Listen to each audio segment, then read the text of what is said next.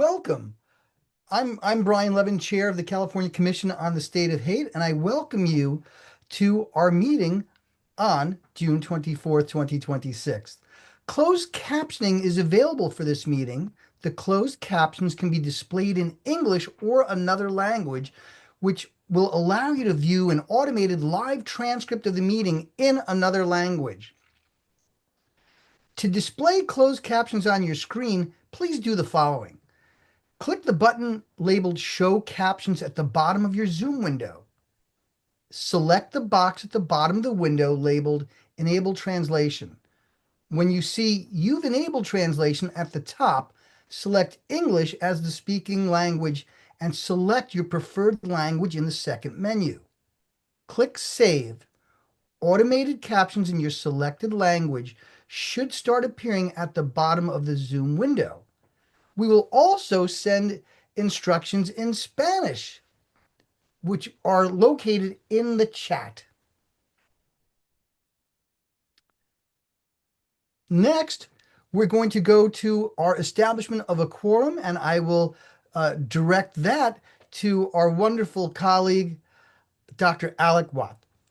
Thank you, Alec. Thank you. Chair Levin, Present. Commissioner Shea, Present. Commissioner Quaylar, Present. Commissioner Damsky. Morning, present. Good morning, Commissioner Roybal, Commissioner Salcedo, Commissioner Suthers, Present. Commissioner Zafar. Okay, we have a quorum. Thank you. So on item 1B, we've established a quorum. Next, we're going to go to a review of the agenda. You may view the agenda by visiting the Commission's website and clicking on the bottom labeled Meetings and Agenda. We will send the link to the agenda in the chat.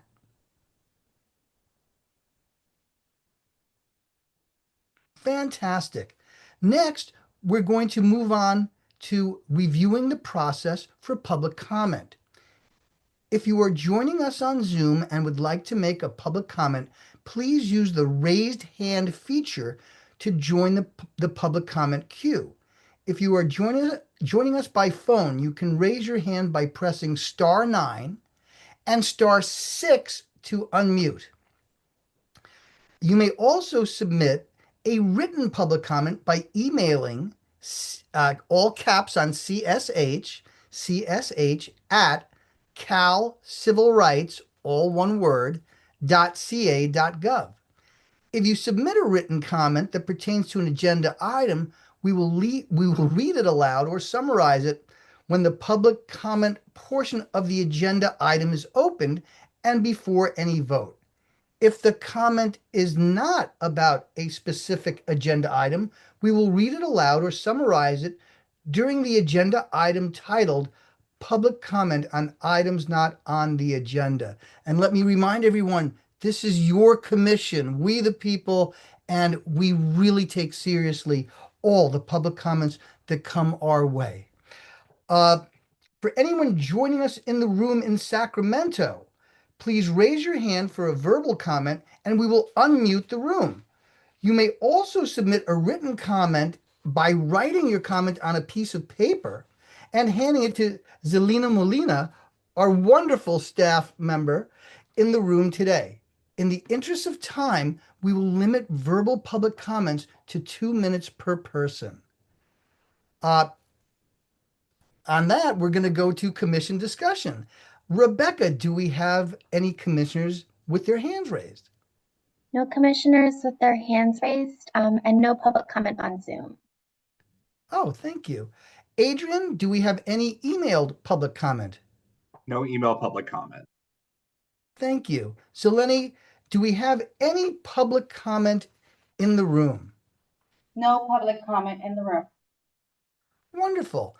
All right. With that, we're going to move to agenda item 2, informational presentation, hate crimes against the LGBTQ plus community. And I am very pleased that we have Nathan Cisneros, HIV Criminalization Project Director at the Williams Institute at the UCLA Law School. we are very fortunate to have this fantastic speaker today.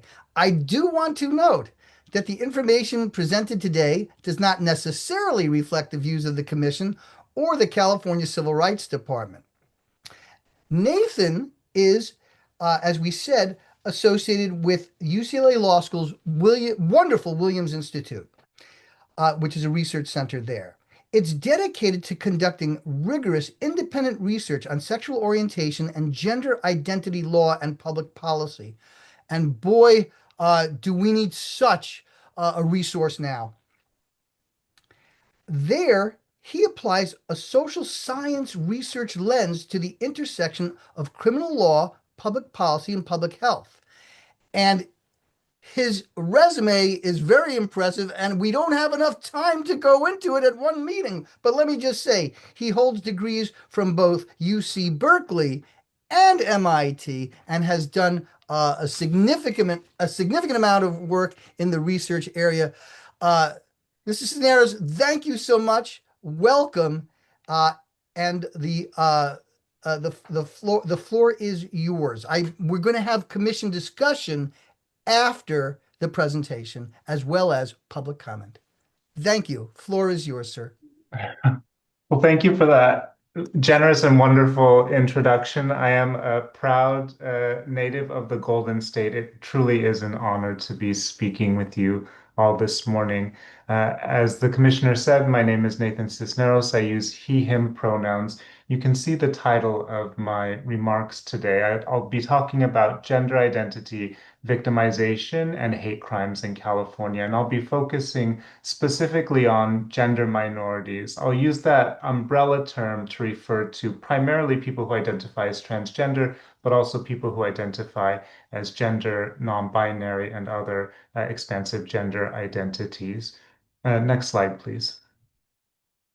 As you just heard, I'm a member of the Williams Institute. We're a research center at UCLA's law school dedicated to rigorous, independent, nonpartisan research on the lives of sexual and gender minorities. The Williams Institute's founding mission really is to make sure that facts and data, not myth and stereotype, inform laws and policies that affect LGBTQ people here in the Golden State and nationally as well. I'll be presenting today some findings from a series of reports that we released over the winter. You'll see the titles in a minute, but I wanted to call out the fantastic research team that was behind the research products that I'll review with you together. I'll name them specifically, but you can also see their names on the screens. Joshua, Jordan, Ilan, and Christy, really fantastic people spanning legal scholarship and social science scholarship in this way that Williams Institute thinks is particularly valuable for understanding these public policy relevant issues. Next slide, please.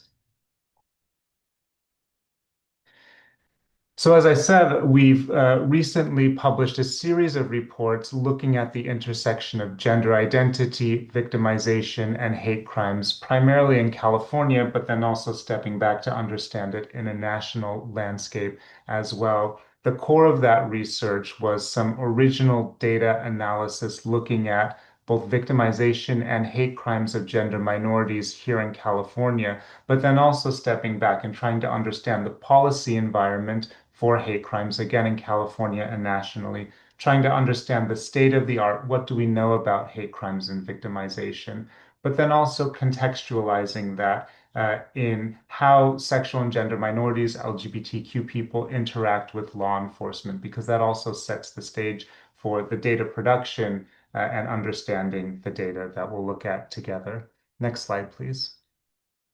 Oh, and I should say all of those reports are available online at our website, and I'm happy to put links to these reports in the chat afterward. I'm sorry, go back to the next, thank you. So here's a roadmap for where I'd like to go with the remainder of my time. I'll hit on all three of these, but just to preview them, we know that gender minorities are more likely to interact with police, more likely to have those interactions be negative. We also know that gender minorities are more likely to be the victim of crime, more likely to be the victims of hate crimes, and to have those hate crimes be violent hate crimes. And finally, while there is a lot that we have been able to learn, there are big gaps in the data infrastructure that make it difficult to go much further underneath the surface than we're able to penetrate now. And I'll talk about that in more detail toward the end. Next slide, please. So let me start with the context because I think this does separate gender identity-based victimization and hate crime from other hate crimes based on different identity traits. What does the research tell us about how gender minorities experience interactions with police? And here I'll start with the fact that gender minorities, including trans and other gender diverse respondents in, for example, the 2015 US Transgender Survey, which was the largest of its kind, reported interacting with police in the last year at about twice the rate of their cisgender counterparts. So gender minorities are more likely to have interactions with police. A study conducted in the Bay Area here in the Golden State found that among transgender respondents in the survey, about half reported that they were the victim of a hate crime during the reporting period, but only about half of those people reported to police. So high rates of victimization, including possibly hate crimes, but reluctance to report to police, even though interactions with police are more frequent. So what's going on? Next slide, please.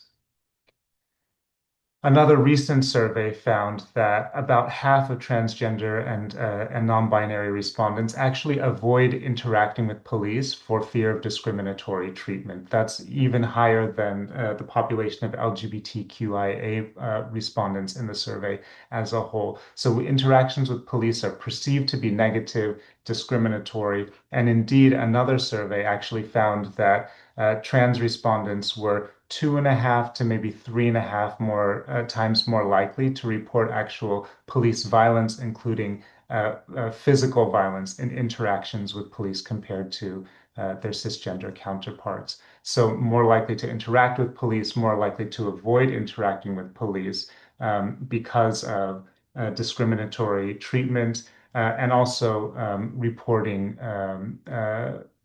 physical violence even at higher rates. So interactions with police can be negative. And I think that that is a context for understanding how victimization and especially hate crimes gets reported to law enforcement and then finally to the state of California. Next slide, please. So here from original research that the Williams Institute did last year looking at the National Crime Victimization Survey, here's a national snapshot just to set the stage. Transgender respondents to this very high quality federally administered survey reported victimization at something like 4 to 4.5 times their cisgender straight counterparts. So transgender individuals nationally, and as we'll see in the Golden State, are much more likely to be the victims of crimes. And yet, as we just heard, there are going to be barriers to reporting that victimization. Next slide, please. So let's actually look at what's happening here in California. This from analysis of the 2022 US Trans Survey, which, as I said, is the largest survey of its kind, providing really detailed information on experiences of victimization, including of hate crimes among respondents in California. So when asked about experiences of victimization in the last year, you can see about 60%, about 3 in 5 respondents here in California reported experiencing violence or harassment. And that includes online harassment, verbal harassment, threats, but you can see that includes as well physical attacks. 7% reported just in the last year during the reporting period of the survey experiencing physical attacks. Let's go to the next slide, please. So if we look at those physical attacks, why did respondents believe they were the target of physical attack? What was the motivation for the victimization? And you can see 2/3 of respondents reported that their gender identity or expression was a motivating factor for that physical attack. Respondents could select more than one. You could see about 1/3 of respondents also selected sexual orientation. These together meet the definition of a hate crime, although it's not labeled as such, right? There's a crime that's motivated by animus toward one of these protected categories here, gender identity or expression. Next slide, please. So now I want to switch to reported hate crimes. So we just looked at victimization as a whole among gender minorities in California. Let's look at those incidents that are reported as crimes that get a hate crime designation and actually get reported up to the California Department of Justice. And what we see again is that gender identity hate crimes do look substantially different to other hate crime categories. In particular, gender identity hate crimes are much more likely. 9 in 10 reported to the state of California are reported as violent hate crimes as opposed to property crimes. So when a gender minority experiences a hate crime, it's much more likely to be a violent hate crime as opposed to a property crime. Next slide, please. Where are these hate crimes reported to the state happening? Well, we also know a little bit about that as well. You can see about half of gender identity-based hate crimes. So again, that's anti-transgender and anti-gender non-binary hate crimes are happening in public places. So street, highway, parking lot, another large chunk happening in residential settings, but that could include apartment complexes in public areas or in driveway, semi-public areas. Again, looks different to sexual orientation, race, ethnicity, and religion. So more likely to be violent hate crimes, more likely to be happening out in public as well. Next slide, please. We also know about the geography of hate crimes here in the Golden State. We'll go into a little bit more detail in a second, but I just want to make the point that gender identity hate crimes are happening, from the Mojave Desert in the southeast all the way to the redwoods of Humboldt County. People can be the victim of hate crimes, gender identity hate crimes everywhere in the Golden State. Next slide, please.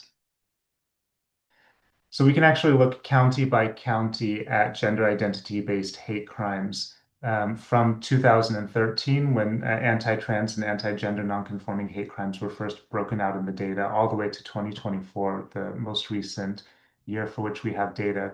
And you can see that top blue line, that's actually LA County. I apologize, the font is small, but I want to make the point simply that Los Angeles County, where the Williams Institute is located, amounts to about half of all hate crimes over this roughly 10-year period, 12-year period.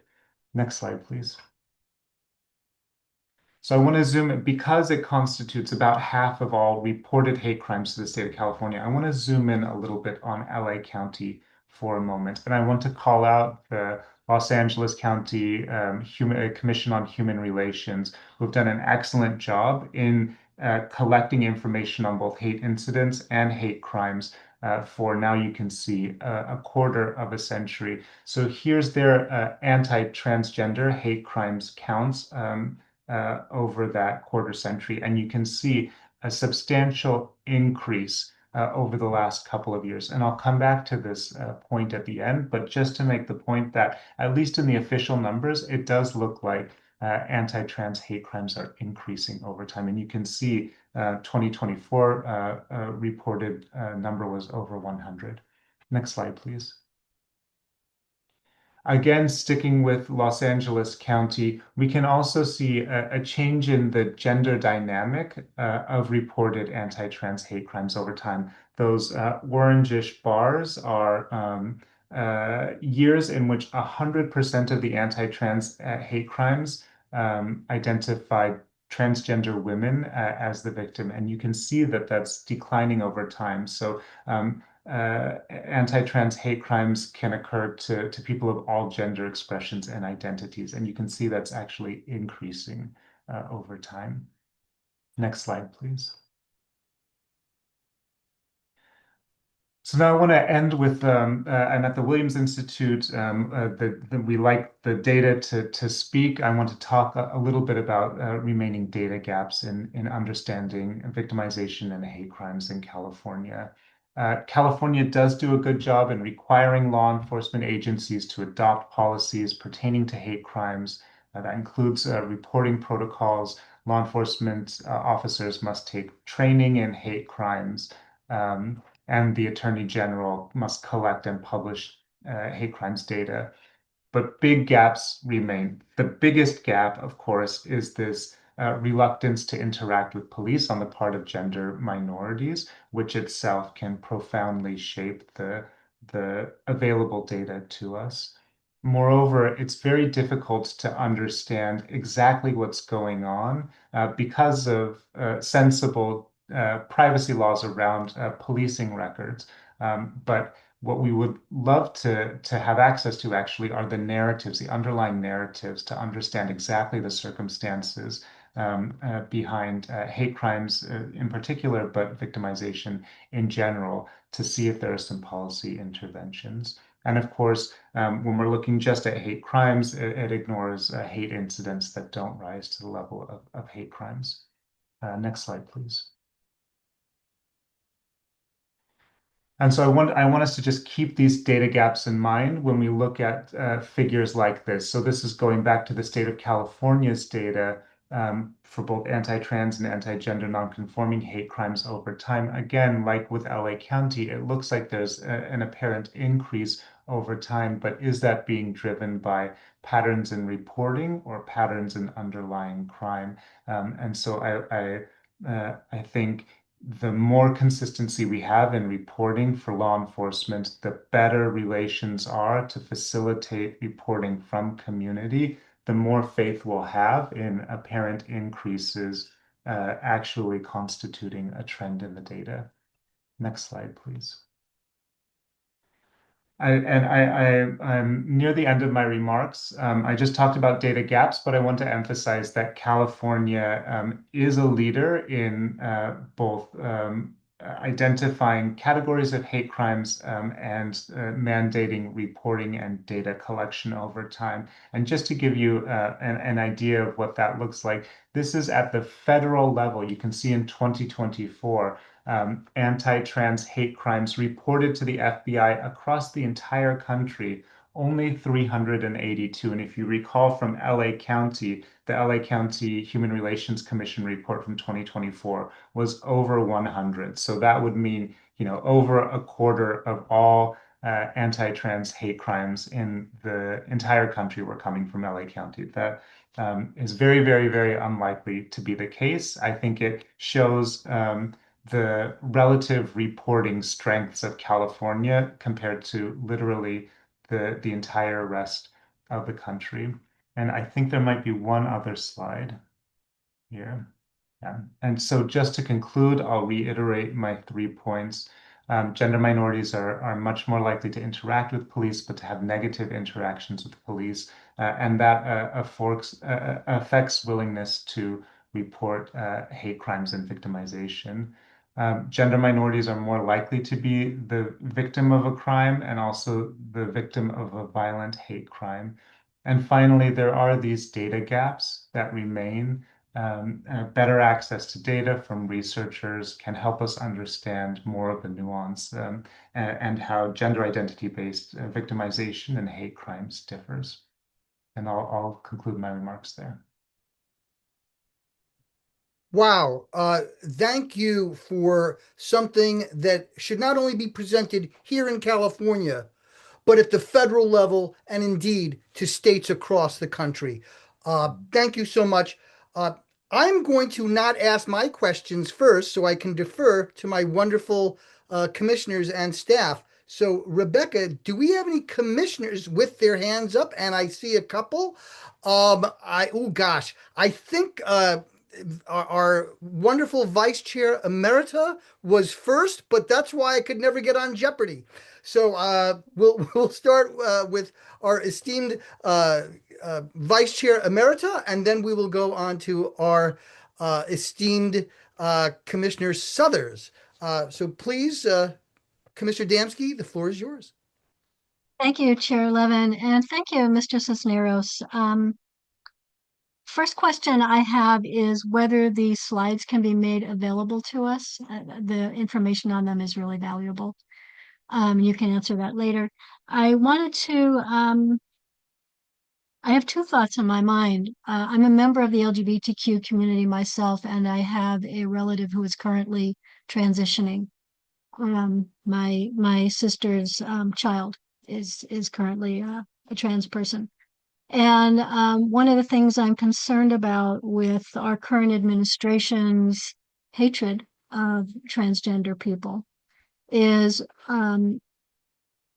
what the FBI might do should these statistics be reported there. Would this further endanger the lives and safety of trans people who report these crimes and further inhibit them from doing so? And I think I had another question, but I'm not remembering what it was at the moment. So if it comes back, I'll raise my hand again. Thank you. Yeah, and thank you for the question. I'm happy to make the slides available, and all of the underlying figures and facts are also included in the 5 published reports, and there's a citation so you can go to the original text. The one exception is that FBI table. To your question about the FBI, I mentioned the NCVS National Crime Victimization Survey because of the current administration's executive order trying to erase gender identity from all federal activities, including data collection. In fact, gender identity is no longer being collected in the National Crime Victimization Survey for other incident-based reporting for crimes. For example, the FBI is simply no longer, in the Department of Justice, are simply no longer collecting that information. And we actually have a federal data set tracker that we are in the process of publicly launching that tracks, I forget the number now, 200, I'm sure it's over 200 federal data sources where gender identity and sexual orientation, which by the way was not subject to that executive order, are being removed at the federal level. So I think the short answer is that the federal government is not interested in collecting any of this information at this point. Thank you. Thank you. There are pluses Commissioner and minuses Suthers. with that, but thank you. Thank you, Commissioner Suthers. And by the way, if Commissioner Damsky remembers the other question, please let us know. I resemble that remark. Commissioner Suthers, floor is yours, sir. Thank you, Chair Levin. And Nathan, thank you for the wonderful presentation. The data is outstanding. As you probably know, I'm associated with a number of law enforcement agencies, and LAPD has an LGBTQ working group along with the LA Sheriff's Department, and gets together quite frequently, and I know you work with them.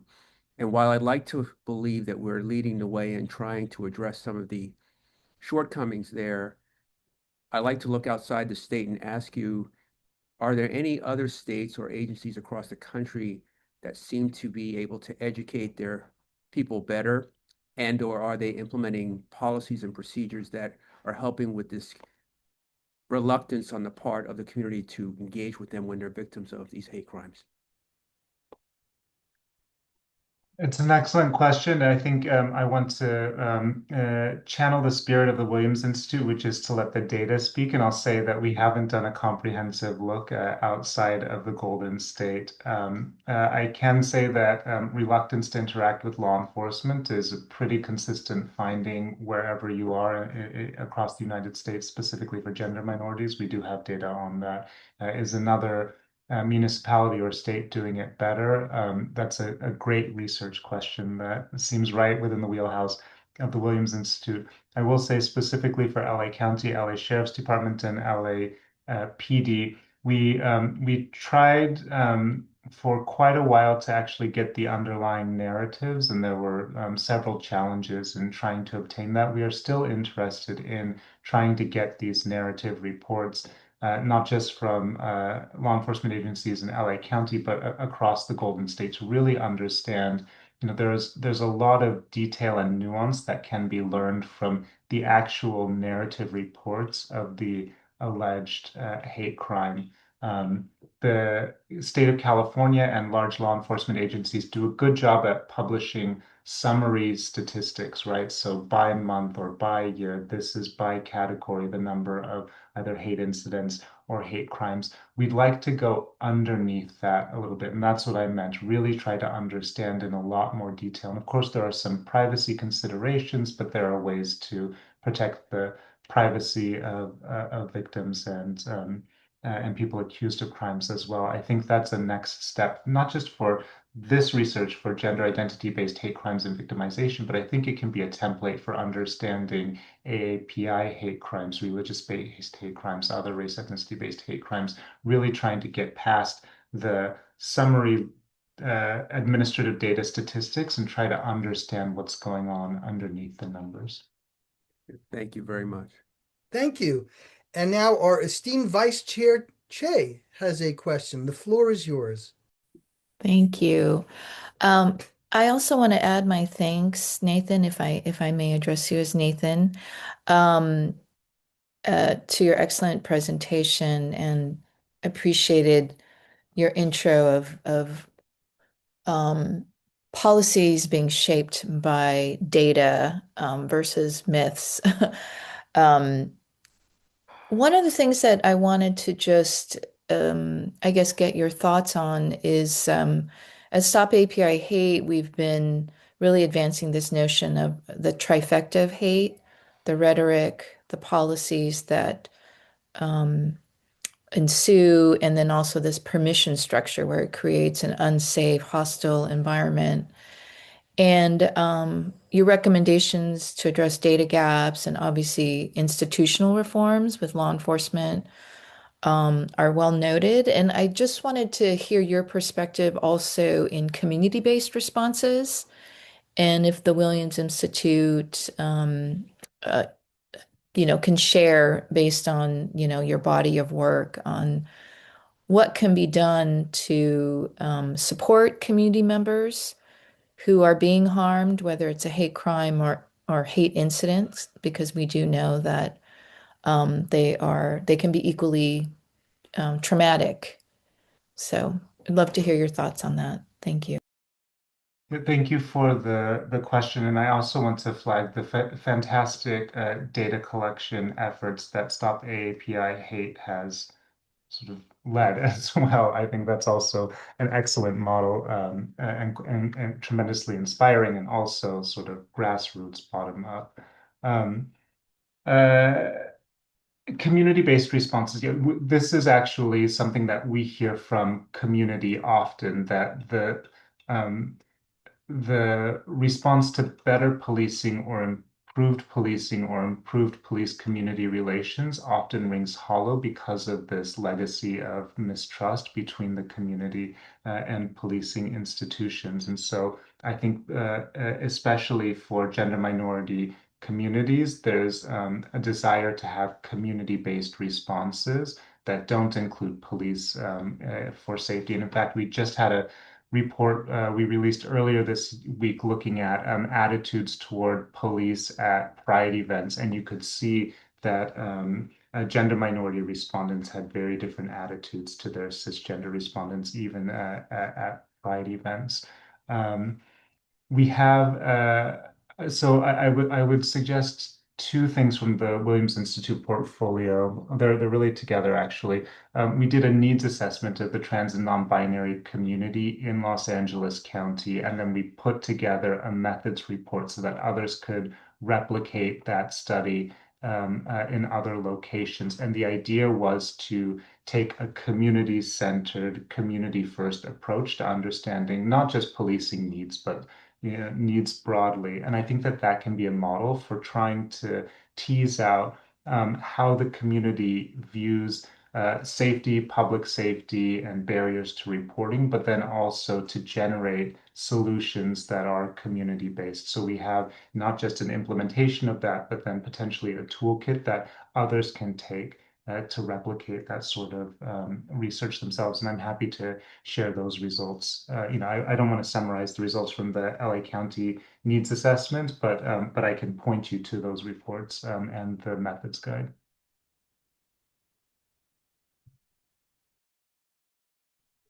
Thank you. Do we have any more questions from commissioners and staff? They're included too. Do we have any other questions before I just go on to some of mine?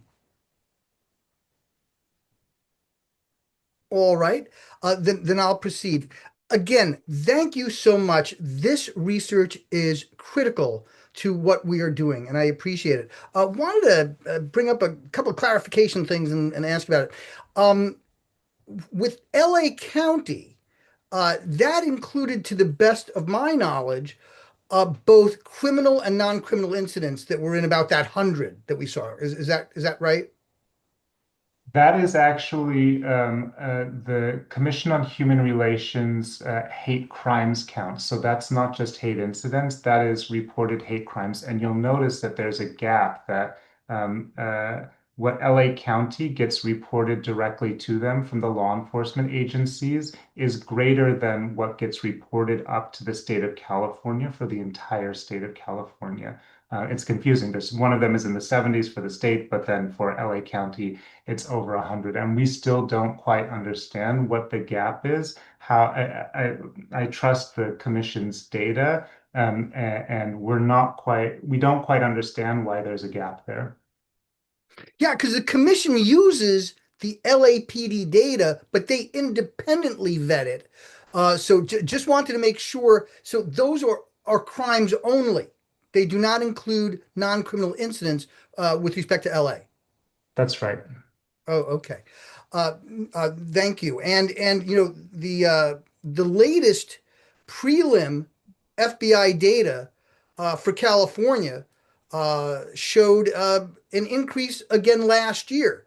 And I just also want to tell folks that when we saw the offenses, that also is sometimes a bit more. So, for instance, we saw an increase, at least preliminarily, and again, prelim is not final, but what we saw was an increase from reported from about 84 to 95 in 2025, but we saw 103 offenses.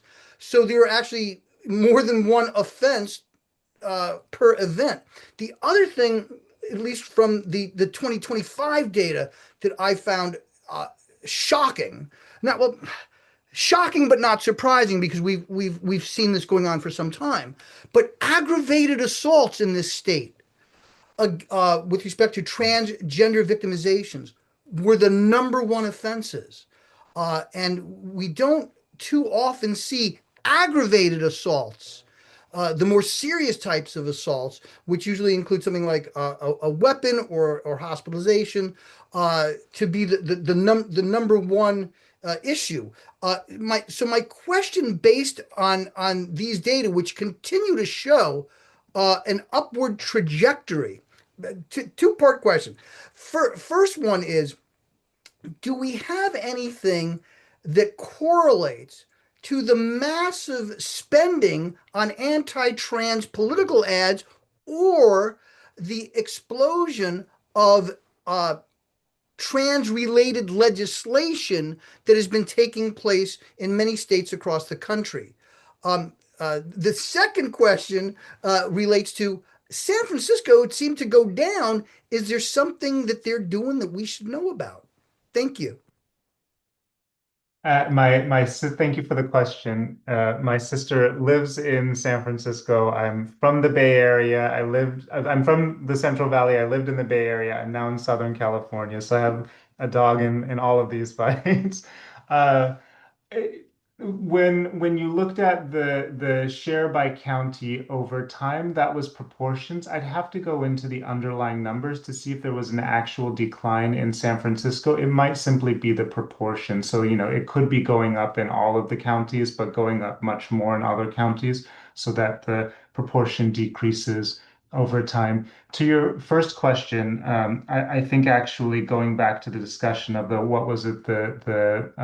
trifecta, the rhetoric, policies, and permission structure, I think might be some of what's accounting for this increase. I think that's what you're hinting at. there. That's not research the Williams Institute ourselves have conducted, but I think you're pointing to a potential explanation for why we're seeing a rise, not just in the California data, but if you recall that table toward the end of the presentation, a sharp increase nationally as well in anti-trans hate crimes. And as you noted, not just violent hate crimes, but the more severe underlying violent offense as well increasing.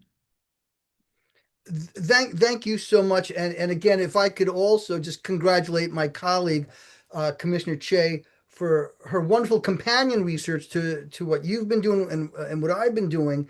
When we have the President of the United States, and I can't even say some of the worst stuff, but discussing transgender lunacy, for instance, and when we have one of the most followed people on social media and the owner of X consistently degrading transgender people online, that is part of it. So I really appreciate those who brought this up and your research. Do we have any other commissioners or staff? Staff, we love you too. So if you have any questions, Commissioner Cuellar, who if I could just give a shout out to her and the wonderful work that she's done with regard to community fora, where we got to hear firsthand not only data but the community voices. Thank you for making that happen, Commissioner. Floor is yours. Good morning. Thank you, Nathan, for your presentation. It was very informative. And I just like to extend an invitation. We are currently working on our community forums for the rest of the year. And one of them we plan on having later on in the year is centered around LGBTQ plus and Two Spirits. So I'd like to extend that invitation, and hopefully we can have our staff reach out and maybe set up some time so we can have some discussions on. Again, we're actively planning for that community forum. So I just wanted to extend an invitation to you. So thank you so much for your work and what you do. And I guess I have another question regarding Two Spirits. Is there any data that you have regarding the Two Spirits, or is it just kind of lumped all up into the one? Yeah, it's an excellent question. In the administrative data we have access to, there's not, so often in surveys there's a skip logic. So if race ethnicity selects Native American, then you're also presented with the Two-Spirit option. To my knowledge, the administrative data record systems don't provide for that option.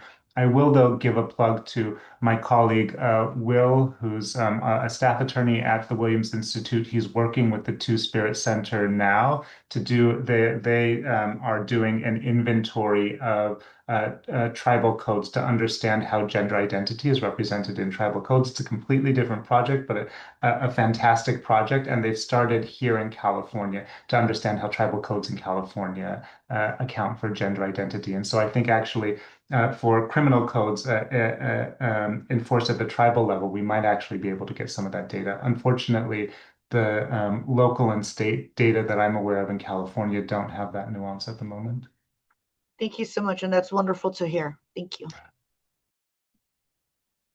Thank both of you. And Dr. Thomas, I see a hand up.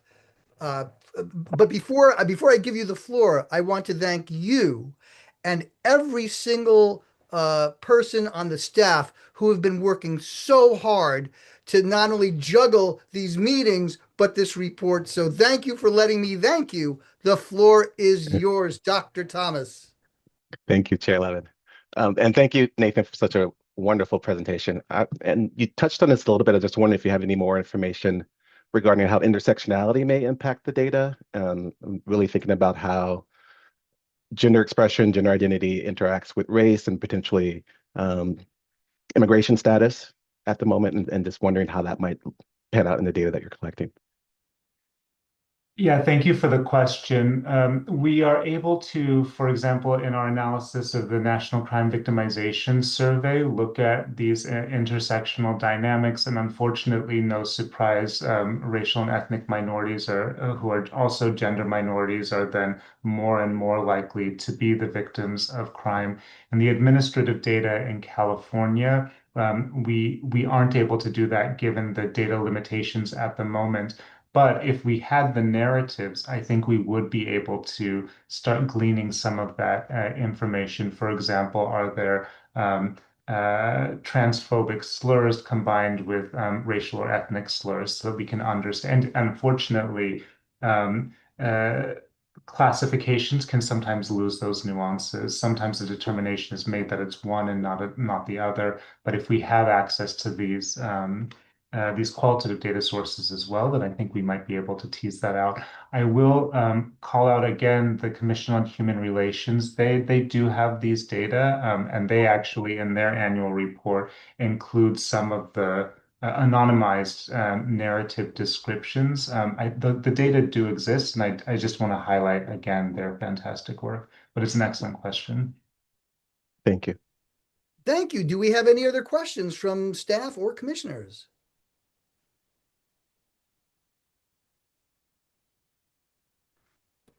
All right. This is a very important issue. And again, in California, we're seeing disturbing things. Again, the latest prelim data shows an increase in anti-transgender hate crime here in California, a slight decrease off of a basically record breaking years from just the previous year. And also in California, unlike the rest of the country, aggravated assaults are the most common. So this is something that we really are indebted to you for presenting our California focused material. We have our esteemed Vice Chair Emerita with a question. The floor is yours, Commissioner Damski. Thank you. I remembered my other question. Took a while. Is the data differentiated between trans men and trans women, or is it just trans all across the board in one large category? Yeah, I'm trying to recall what's available for CADOJ. So for the state of California data, unfortunately, we don't have, so for the data that are available to the public, we don't have any information on the victim. We have information on the person accused of the crime. Those data, of course, do exist, but we don't have the information. So when it's categorized as a hate crime, it's anti-transgender or anti-gender non-conforming, but then you'd additionally need to have the information about the victim. Again, those data exist, but we unfortunately don't have access to them. Okay, thank you. Sorry, and I will say the LA County did include information on that, and we saw that, overwhelmingly it was people who were identified as transgender women who were the victims of anti-trans hate crimes, but that proportion has been decreasing over time. So people who are trans men, gender non-binary, other gender expansive identities are an increasing share over time, although the majority still is people identified as transgender women in LA County. Do we know if there's any focus specifically on people who are non-binary in the data anywhere? So fortunately, from 2013 onward, the state of California separated out anti-trans and anti-gender non-conforming. So non-binary, I imagine, although it would depend on the officer's determination how it's being categorized, but there is at least now an ability to separate transgender identity from gender non-binary from 2013 onward. But it does come down to the officer's determination and how it's being categorized. And I'll just note as well, there's anti-gay, anti-lesbian. There's also a catch-all anti-LGBTQ, I think might be added to it now, which is supposed to be for organizations. For example, somebody targets an LGBT center. That's what that category is reserved for, according to the regulations at least. But again, there may be inconsistencies in reporting. And so actually, if we were able to get the underlying narratives for, say, anti-LGBT, we would be able to see what percent of the time are the hate crimes being correctly coded as that versus for an individual, for example, anti-gay, lesbian, or trans. Indeed, people might be being categorized as anti-gay or lesbian when they ought to be categorized as anti-trans or gender non-conforming. Good question. Good point. Good point. Yeah, thank you. Appreciate that. Thank you so much. And just bootstrapping on that, in 2013, that's when the FBI started voluntarily mandating this collection. I'd be curious too with the mixed group, because I think sometimes folks just use it as a kind of catch-all instead of going with the actual more specific. But look, we are so indebted for you coming here. 300 out of the 370 reporting, we know it's massive underreporting in the prelim FBI 2025. 95 here in California. We have to do more, and your work is so crucial to this effort. Thank you so much. We're now going to move to, unless there's other staff or commissioners, we're now going to move to public comment. Rebecca, do we have any public comment on Zoom? Yes, we do. Greg Dugier, I'm going to allow you to speak, and you'll have 2 minutes.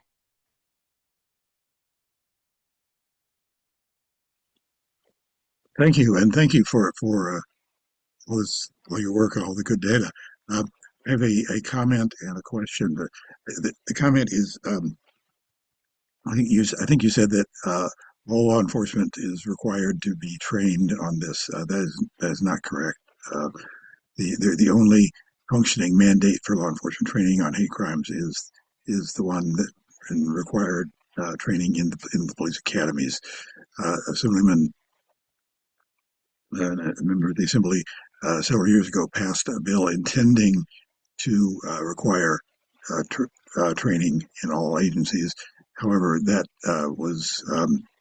had the caveat of only if the legislature provides funds, which it has not done. So, as of now, most agencies do, but some do not. The question is, did I understand you correctly to say that there's a need for improved police reporting protocols of hate crimes?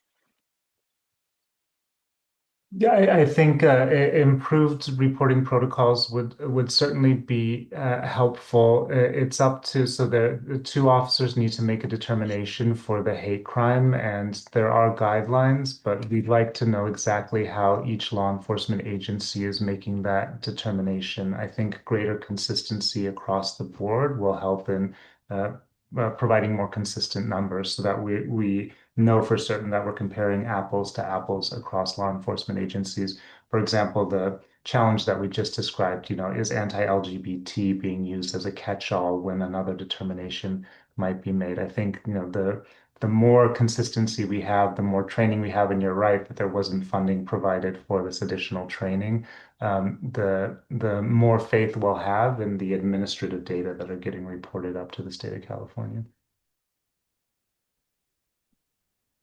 Thank you. Do we have any other, and thank you, Greg, for that question, all your work. Do we have any other members of the public on Zoom? No additional public comment on Zoom. Thank you so much, Dr. Goodsell. Adrian, do we have any emailed public comment? No email public comment. Zeleny, and again, thank you for all the work that you've been doing as well. Do we have any public comment in the room? No public comment in the room. All right.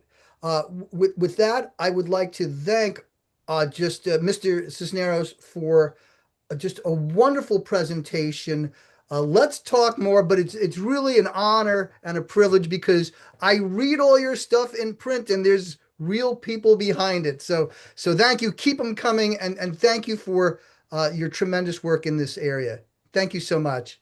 We're now going to move to agenda item number 3, something very important, Discussion and action regarding the 2025 and 2026 annual report of the commission.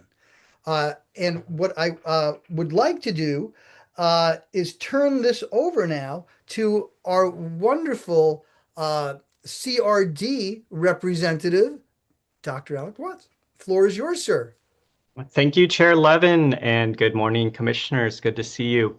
Well, first, thank you for your thoughtful and detailed feedback on the Commission's annual report. Since our last meeting, we reviewed the feedback you provided and incorporated it throughout the report. And I just want to summarize some of the changes that we made and then discuss the next steps for the report. So among the changes we made included revising the wording throughout the report. So we changed things like removing the hyphen from the word anti-Semitism, clarifying that hate crimes are not necessarily at a record, but rather elevated levels, edited the use of the word offenses and other sort of small wording changes throughout. We added a section describing the FBI preliminary hate crime data for 2025 and added data visualizations on anti-lesbian hate crime events and aggravated assaults. We added information about anti-MENA victimization rates. We provided additional details about the Commission's previous policy recommendations related to public meeting laws and civic discourse.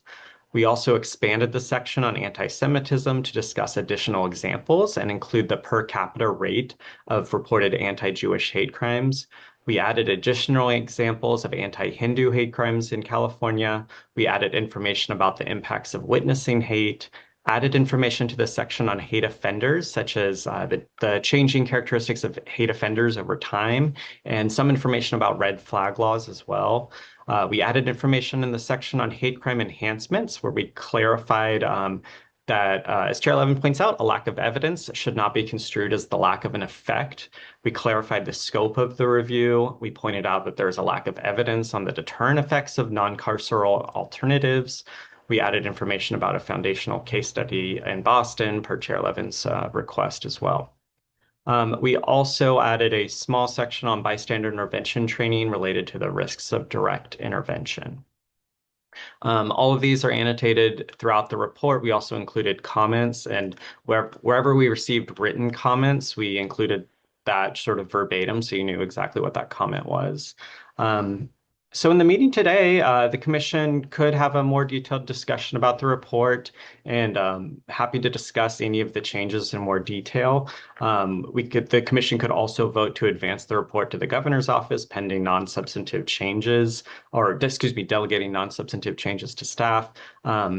It's up to the Commission, but with that, I will open the floor to discussion and turn it back over to you, Chair Levin. Oh, you know what? We have a hand up. So after we take Commissioner Damsky, I just procedurally I'd like to make a motion, but I'm going to have Commissioner Damsky go first. So please, the floor is yours.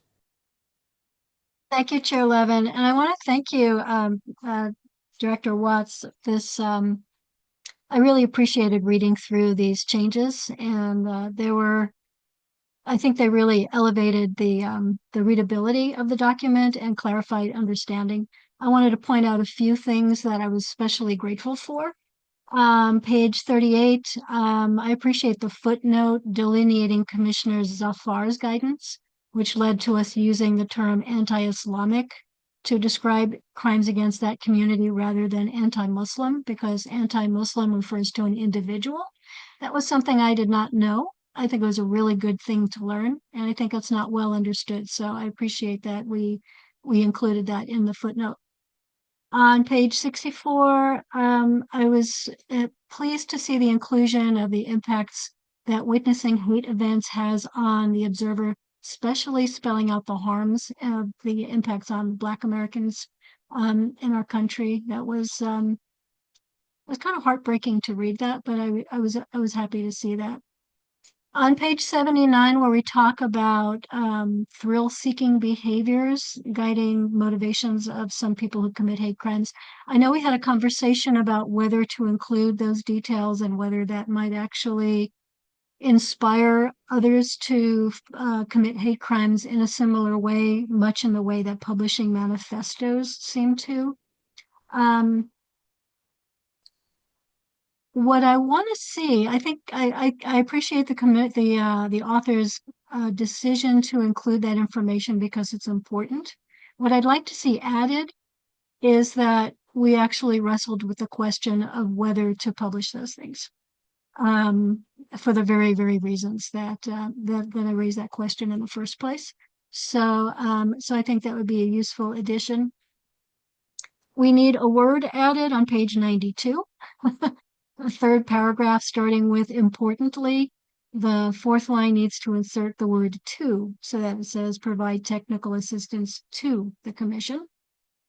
And I can send these to you in writing as well.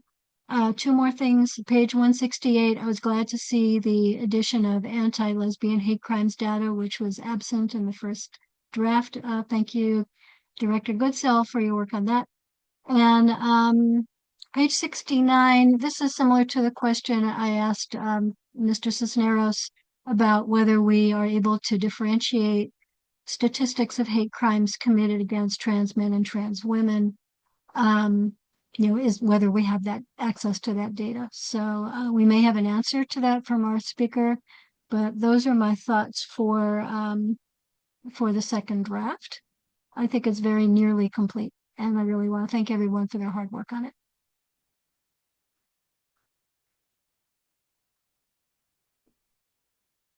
Okay. Do we have any other hands up of commissioners?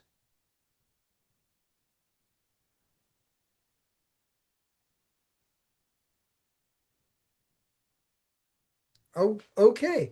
I just had a non-substantive thing about that there may be a decline in thrill-motivated offenders that my colleague and our discussant here once proposed based on his research, and that's Dr. James Nolan. But that's just a little tweak. I would like to make a motion, and Alec. Oh, wait, no. Hold on. Dr. Suthers, floor is yours, sir. Sorry, Chair Levin, I may have preempted you. I was going to make a motion that we approve the report with Commissioner Damsky's edits. But if you were going to do that, I will withdraw my motion. No. We're all the same here. So, but would it be possible for you to make a motion? And maybe we could get the assistance of Dr. Watts, something of the effect of including Commissioner Damsky's suggestions and leaving all and going forward with the submission of the report and allowing non-substantive changes to be made by staff and I guess the chair. Does that? I just want to make sure with my administrative expert, Dr. Watts. I believe we can go with that.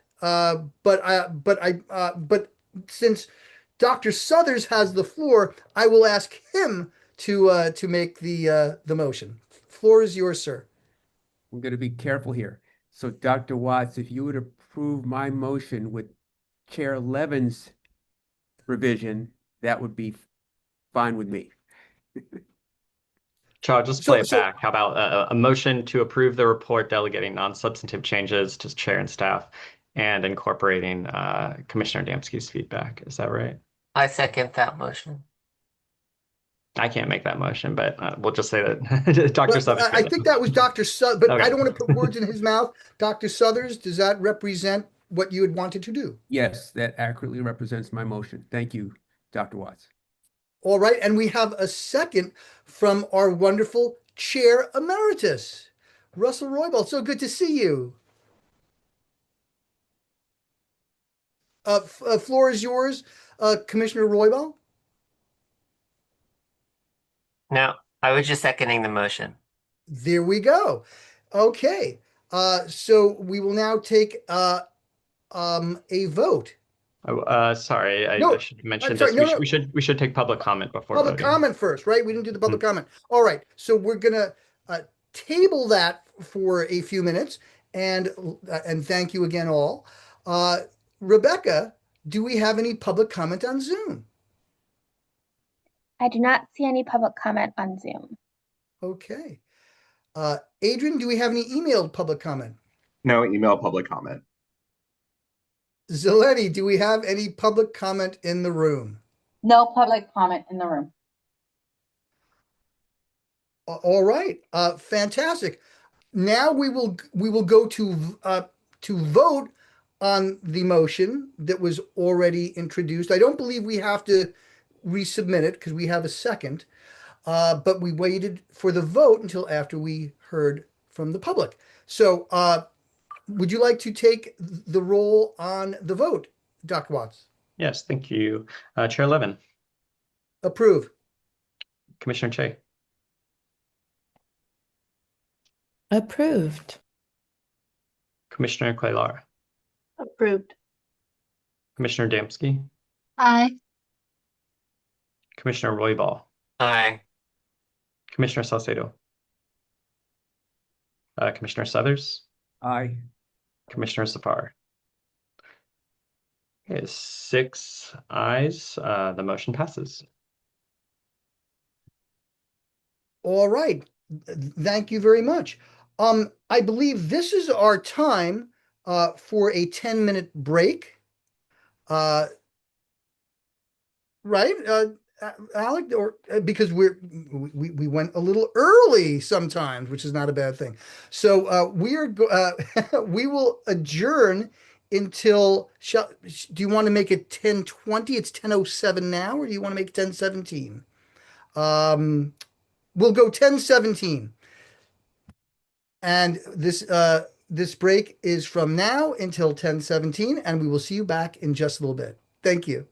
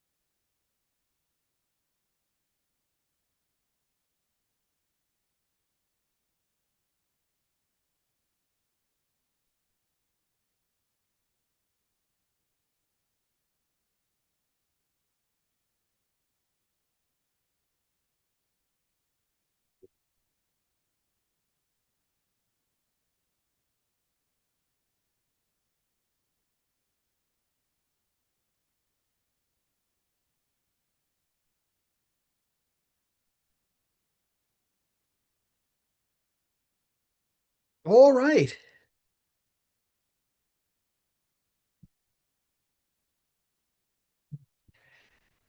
We are coming back from our break. I want to thank everybody for coming by today and participating in our very dense and informative meeting.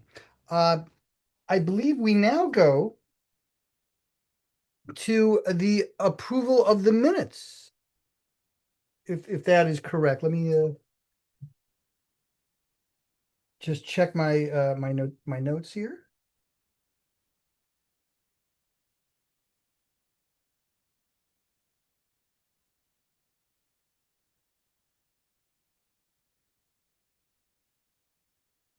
No, I'm sorry. We are not going there. We're going to chair and subcommittee updates, he tried to say. So if I may, we will now move on to those updates. As a reminder, as always, if you are a victim of a hate crime or incident, you can contact the California versus Hate resource line to report the incident and be connected with resources. We will send that link in the chapter as well. Thank you, Adrian, for doing that. We also want to remind you about the free services available for communities through the California Civil Rights Department's Community Conflict Resolution Unit, which I call CREW. CCRU. If your community is experiencing heightened fear, conflict, or tensions because of discriminatory practices, hate incidents, doesn't have to be a crime, or hate crimes, the Community Conflict Resolution Unit may be able to assist. CCRU offers a range of conflict resolution services to help communities effectively address hate and discrimination-based community conflict. All CREW services are free. Voluntary and confidential CREW services can be requested by completing the Request for Service form online and emailing the form to CCRU, all caps, at calcivilrights.ca.gov. Let me just say that one more time. CCRU at calcivilrights.ca.gov. And we have the contact information in the chat. I'm going to make my presentation last, as I like to do. And we are not getting subcommittee reports from Patterns, Trends, and Prevention Subcommittee, nor are we going to get one from Resources, Support, and Response. So we will start with my esteemed colleague, Commissioner Cuellar, who's going to give an update from the Subcommittee on Community Forums. The floor is yours, Commissioner Cuellar. Thank you. Good morning, everyone, and thank you, commissioners, for being here today, and thank you for members of the public for joining us today. I am happy to give the report for our Subcommittee on Community Forums. Excuse me. In May, the Commission participated in CRD's Civil Rights Summit in San Francisco. As part of the summit, the Commission hosted its first community forum of the year. We were able to share findings and policy recommendations from our 2024-2025 report and engage with representatives from various community-based organizations and community leaders. The attendees were very engaged and provided great insights for the Commission to consider. The CRD staff did a great interactive kind of a, not so much of a game, but an interactive type of, I'm not too sure what to call it, but it was very insightful. I think the participants that were there really enjoyed it. They got to see kind of how the data worked and how it functioned. So I think it was a really great turnout, and thank you to the commissioners that joined us that day. And I like to give kudos to the CRD team. I think it was a great first summit, and I was so happy to be a part of it, and I can't wait for the next summit for next year. So thank you so much for including us in that.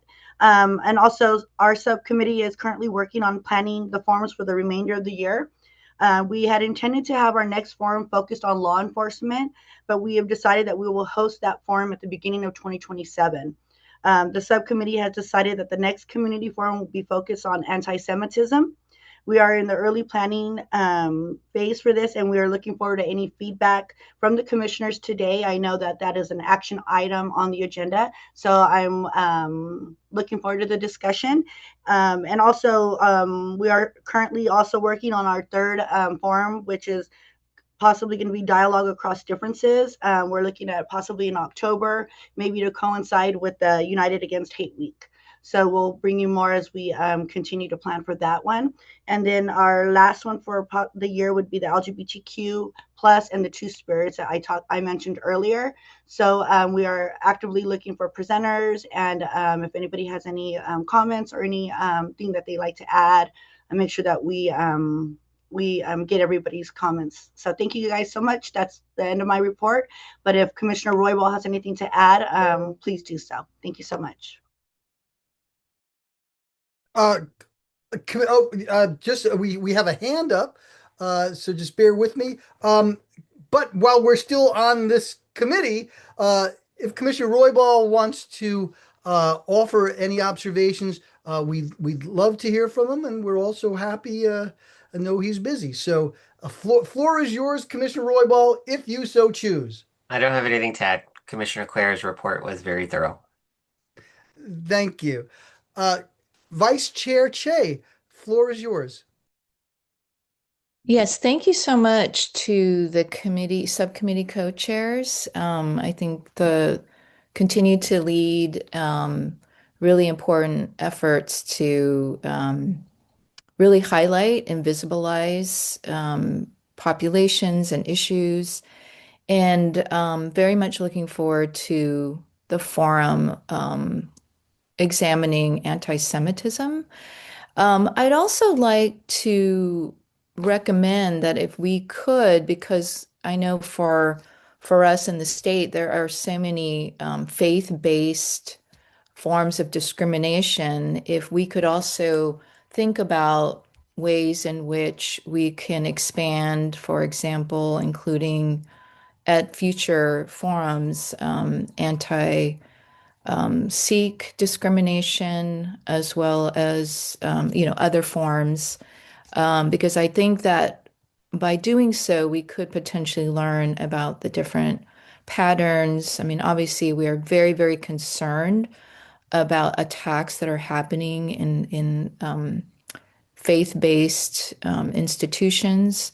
And so I think it would be beneficial to learn for the purposes of understanding patterns, how we can prevent faith-based forms of discrimination and bias as well. So thank you so much. Thank you, Vice Chair Che.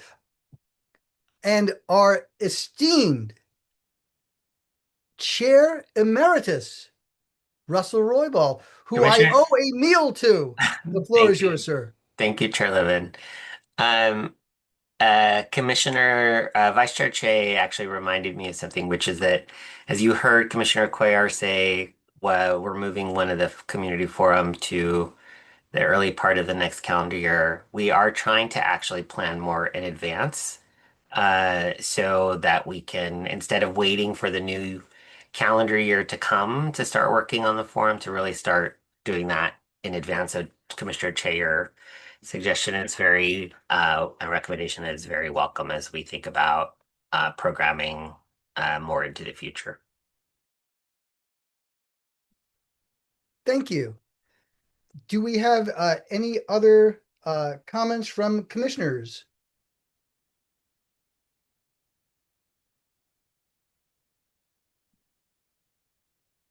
All right, I will just make a brief chair statement. Colleagues and friends, some of you are both.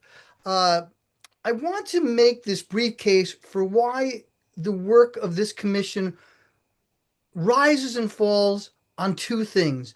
The community engagement of which the subcommittee who we just heard from is so important, and the quality of our data. And we have such indefatigable allies, and I want to recognize them, that include my fellow commissioners and the wonderful staff who unfortunately for them was tasked with taking an amalgam of commentary as well as analysis and putting it into a beautifully cogent and well-drafted report. So to all my colleagues, thank you so much. This is important because hate is not new, but what is new is our ability, if we choose to do so, to engage with communities and to measure it, map it, and respond to it before the next tragedy. Every reform that we propose or consider, every dollar of protective grant funding that we fight for, our conversations with law enforcement and communities, and these recommendations to the public and the government, all of it relies on a foundation of whether we can answer one question with confidence. What is actually happening, to whom, where, and how often? And we know from these presentations that that foundation can be a bit uneven. And while we certainly get information from community groups, oftentimes different things are being measured. So to put these kinds of engagements and information into a document, but also with respect to our meetings, where we can actually, to the extent possible, sometimes look at data in real time. And this is a terrible thing that we're seeing. If the FBI prelim data is accurate, and we're going to wait for our friends at Cal DOJ, but what the prelim FBI data showed for our state is, again, similar to what we've seen earlier, right? We saw that, for instance, anti-Jewish crimes went down double digits off a record in 2025 nationally, but in the state barely budged about 2%. Similarly, the FBI data shows 2087 for 2024 and just over 2040 for 2025, also about a 2% drop. So basically flat, while we're seeing crime overall and hate crime nationally going down. And again, records are near records with respect to the Latino community, with respect to the Jewish community, the transgender community. Anti-Black hate crimes nationally appear to be over 3,000. These are thresholds that historically just we haven't seen. The 2020s basically have the worst years consecutively of anything we've seen over the past 34 or 35. So this calls for us to continue this work. This is not just a back office function. The engagement of collecting this data and getting qualitative information from communities, which are done through just, I am so indebted to the wonderful work of our commissioners who are involved in directly putting these community fora together. So when the data is honest, when we have community engagement, the response can be honest. And by the way, I do want to say this. This covers all our residents of California, whether there might be disagreements with suggestions or not. It is imperative that we protect every Californian, because this is our family, really. And when we look at our foundational documents, it said, we the people, we the people. So if we could engage with dignity and respect all our constituents and get this information to them, we are doing such a good thing. And I have to end this with some gratitude. And that gratitude extends to my fellow commissioners, the exceptional staff who deals with us, and moreover, our residents who we can hear when they make their statements. And I want all our residents and participants, particularly from the public, to know that when there are observations or complaints, we act on it, and I bring them, when relevant and necessary, to our colleagues in the Civil Rights Department. So I want people to know that. I want to thank all who are engaged in this wonderful civic experiment of ours. And again, please know that whether you are someone from one side of the political spectrum, another side, different races, faiths, or none at all, orientations, you are who we are here for. And we take this seriously, and it's an honor and a privilege to do so. And I want to thank all those who I just referenced for their commitment to this work. A civilized democracy cannot tolerate this kind of aggression and violence. So thank you. And now we'll move to commission discussion, and then after that, public comment. Are there any commissioners that would like to make a statement?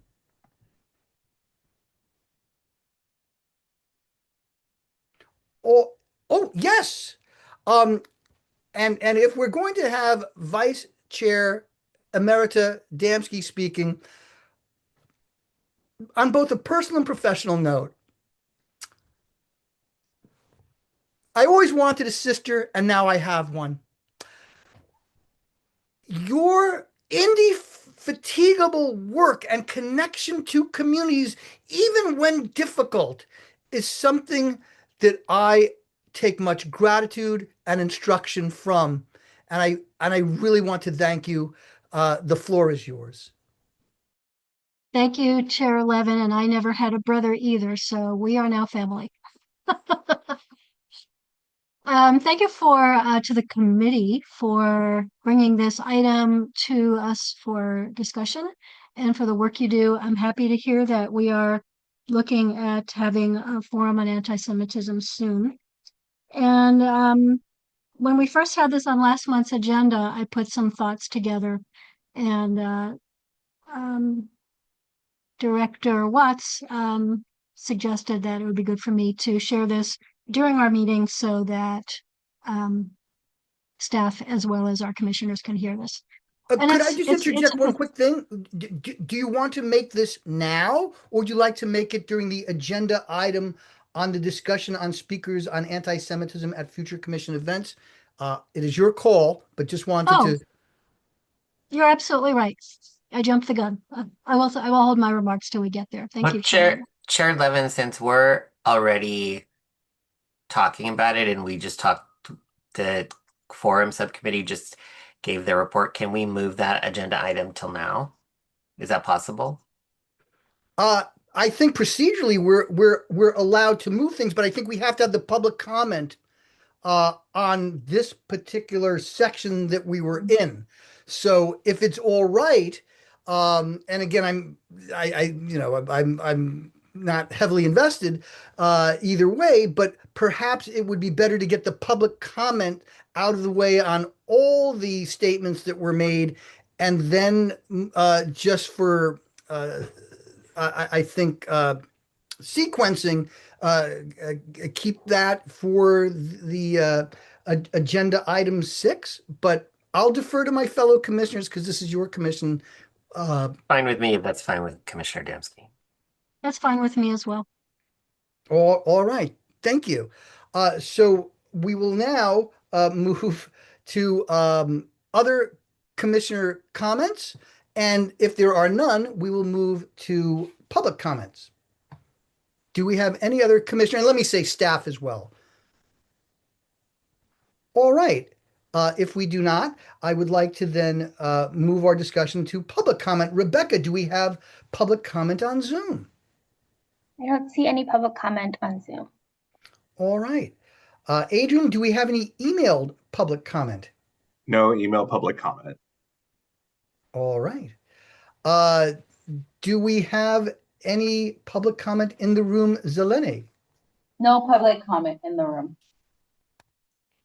All right. Without further ado, then, I would like to move on to our next agenda item, which is approval of the minutes of May 11th, 2026, agenda item number 5. This can be found as attachment A, and we will post the link in the chat to download attachment A from the Commission's website for those of you who would like to look at it. And thank you, Adrian. Commissioner Damsky, floor is yours. Thank you, Chair Levin. I'm happy to move approval of the minutes from our last meeting. Okay, again, I think we have to have public comment, but I saw Commissioner Suthers up, so we're going to do that, but if we may, after public comment. Commissioner Suthers. No, hold. My hand was up to second Commissioner Damsky's motion. You got to go on Jeopardy. All right. If we could move to public comment then. Rebecca, do we have any public comment on Zoom? No public comment on Zoom. Adrian, do we have any emailed public comment? No email public comment. Zeleny, do we have any public comment in the room? No public comment in the room. All right. Thank you. I will now defer to my wonderful colleague, Commissioner Damsky. Thank you, Chair. I will repeat my motion to approve this the minutes from last month's meeting. Do we have a second? Commissioner Suthers. You have a second. Alec, if you would be kind enough to take the roll. Absolutely. Chair Levin. Aye. Vice Chair Shea. Aye. Commissioner Cuellar. Aye. Commissioner Damsky. Aye. Commissioner Roybal. Aye. Commissioner Salcedo. Commissioner Suthers. Aye. Commissioner Savar. So 6 ayes and the motion passes. Thank you. We will now move on to agenda item number 6. Discussion on speakers on anti-Semitism at future commission events. And I would like to start this off by just making a brief statement. First, I want to thank Commissioner Damsky for her indefatigable, in-depth leadership on this issue.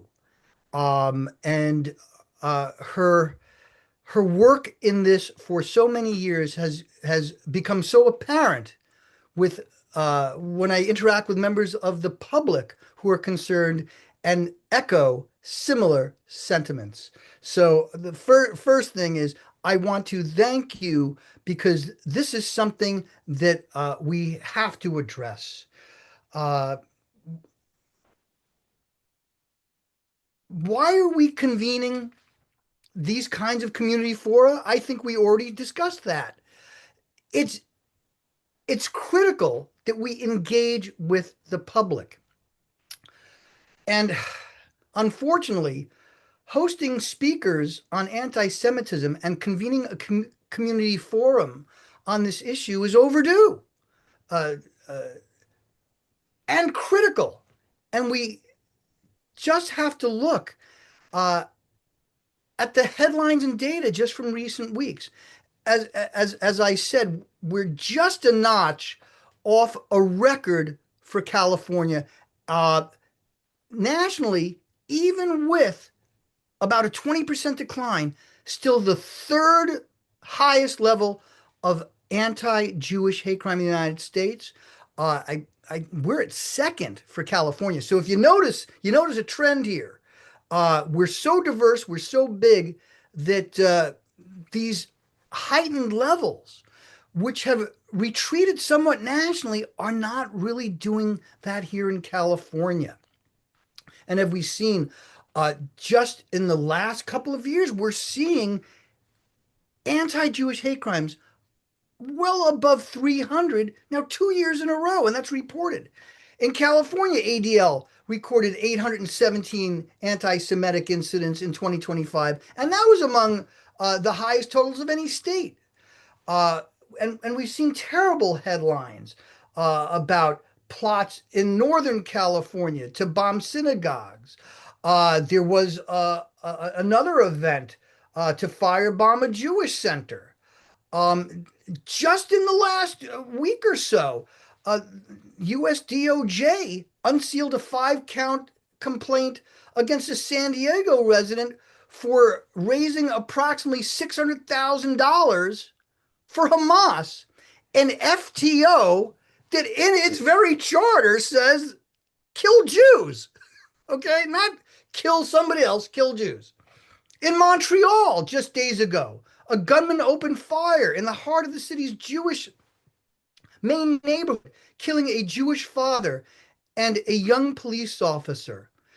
And let us remember Michael Mizrahi and Constable Mohammed Lamin Ben Radouin, who came to folks' rescue. The problem is hitting records in Canada. At Cornell, just this month, as I spoke before, a student on a job site wrote, "Not interested in working for a Jew, thanks." This is 2026 at an Ivy League university on a student job board. As I mentioned last meeting in Boulder, a defrocked student justice group mocked the killing of 82-year-old Karen Diamond and the firebombing of numerous other people, including a Holocaust survivor, saying that glorifying the assailant, saying that he should be congratulated for taking, quote, direct action against the Zionist death cult festering in our city, when it was merely marchers who wanted to bring attention to hostages.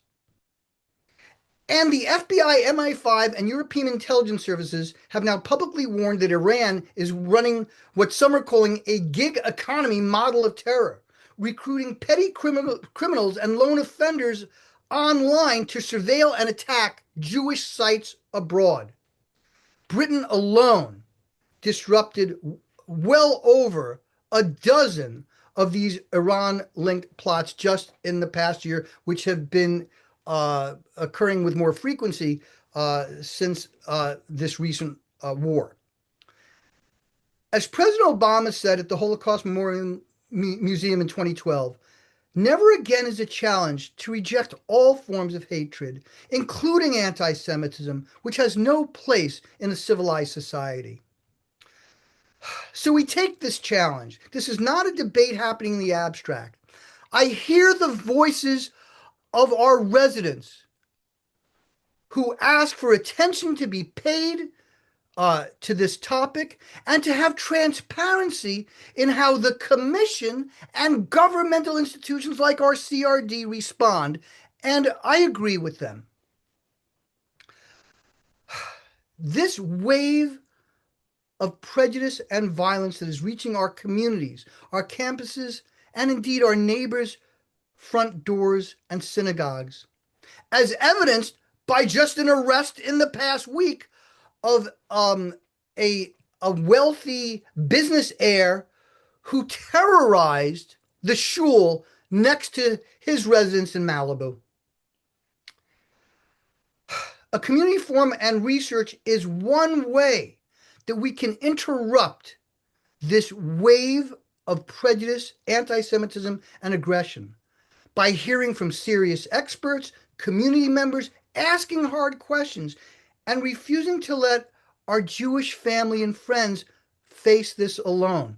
And that includes the spectrum of people, both Jewish and non-Jewish, of which we have a mandate to represent all. So hosting these conversations is one of the simplest and most powerful things we can do.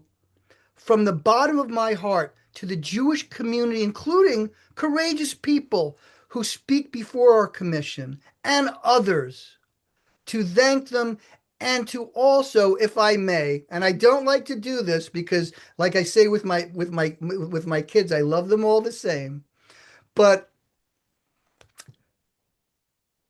I really must take this moment to congratulate and thank our Vice Chair Emerita for her incredible work for many years on this scourge at a time when anti-Jewish hatred and anti-Jewish tropes are being circulated along with these terrible records that we've been seeing over the last couple of years with regard to anti-Jewish hate crime, and indeed increases at various parts of our faith communities here in California. So I just wanted to make that statement because the public has a right to know that we stand against this scourge, and I thank the allies, the incredible allies on this commission and staff for doing so. Thank you. The floor is now extended to my esteemed, and if I may, my beloved colleagues. Thank you.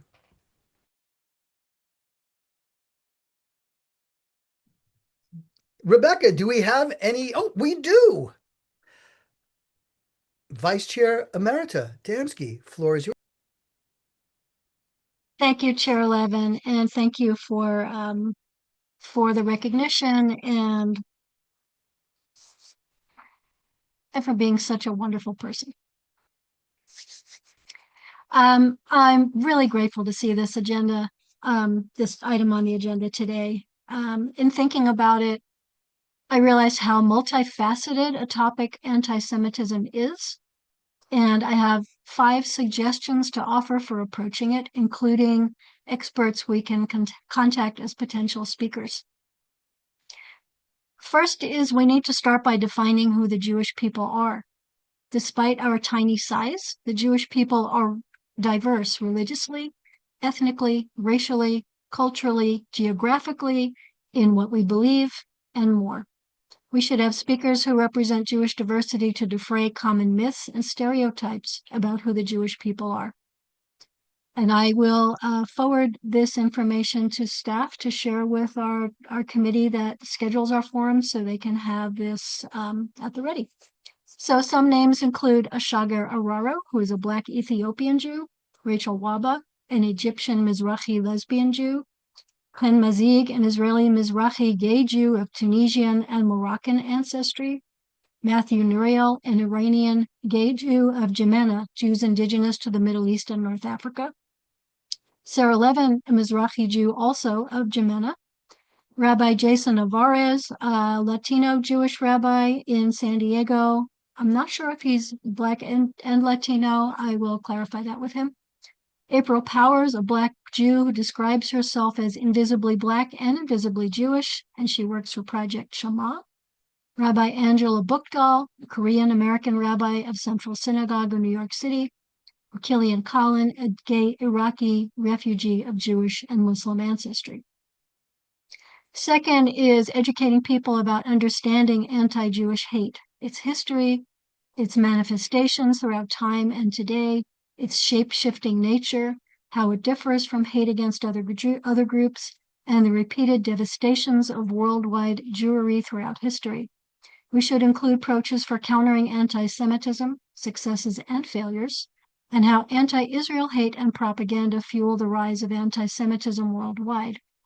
I can recommend Tyler Gregory, gay Jewish CEO of the Jewish Community Relations Council of San Francisco, Dr. Deborah Lipstadt, former U.S. Special Envoy to monitor and combat anti-Semitism, Erin Schrody, former congressional candidate who suspended her campaign due to anti-Semitic attacks, Vladidas Chaikin, a former Soviet Union Jew who speaks on anti-Semitism for the Simon Wiesenthal Center, Peter Levy or Levi, the ADL Senior Director of Programs on Anti-Semitism who can provide a general and education focus, Mark Levine, the ADL Regional Director of the Central Pacific Region who can offer a general and advocacy focus, and Matt Witkin from the ADL Center on Extremism Investigative Research who can focus on extremism.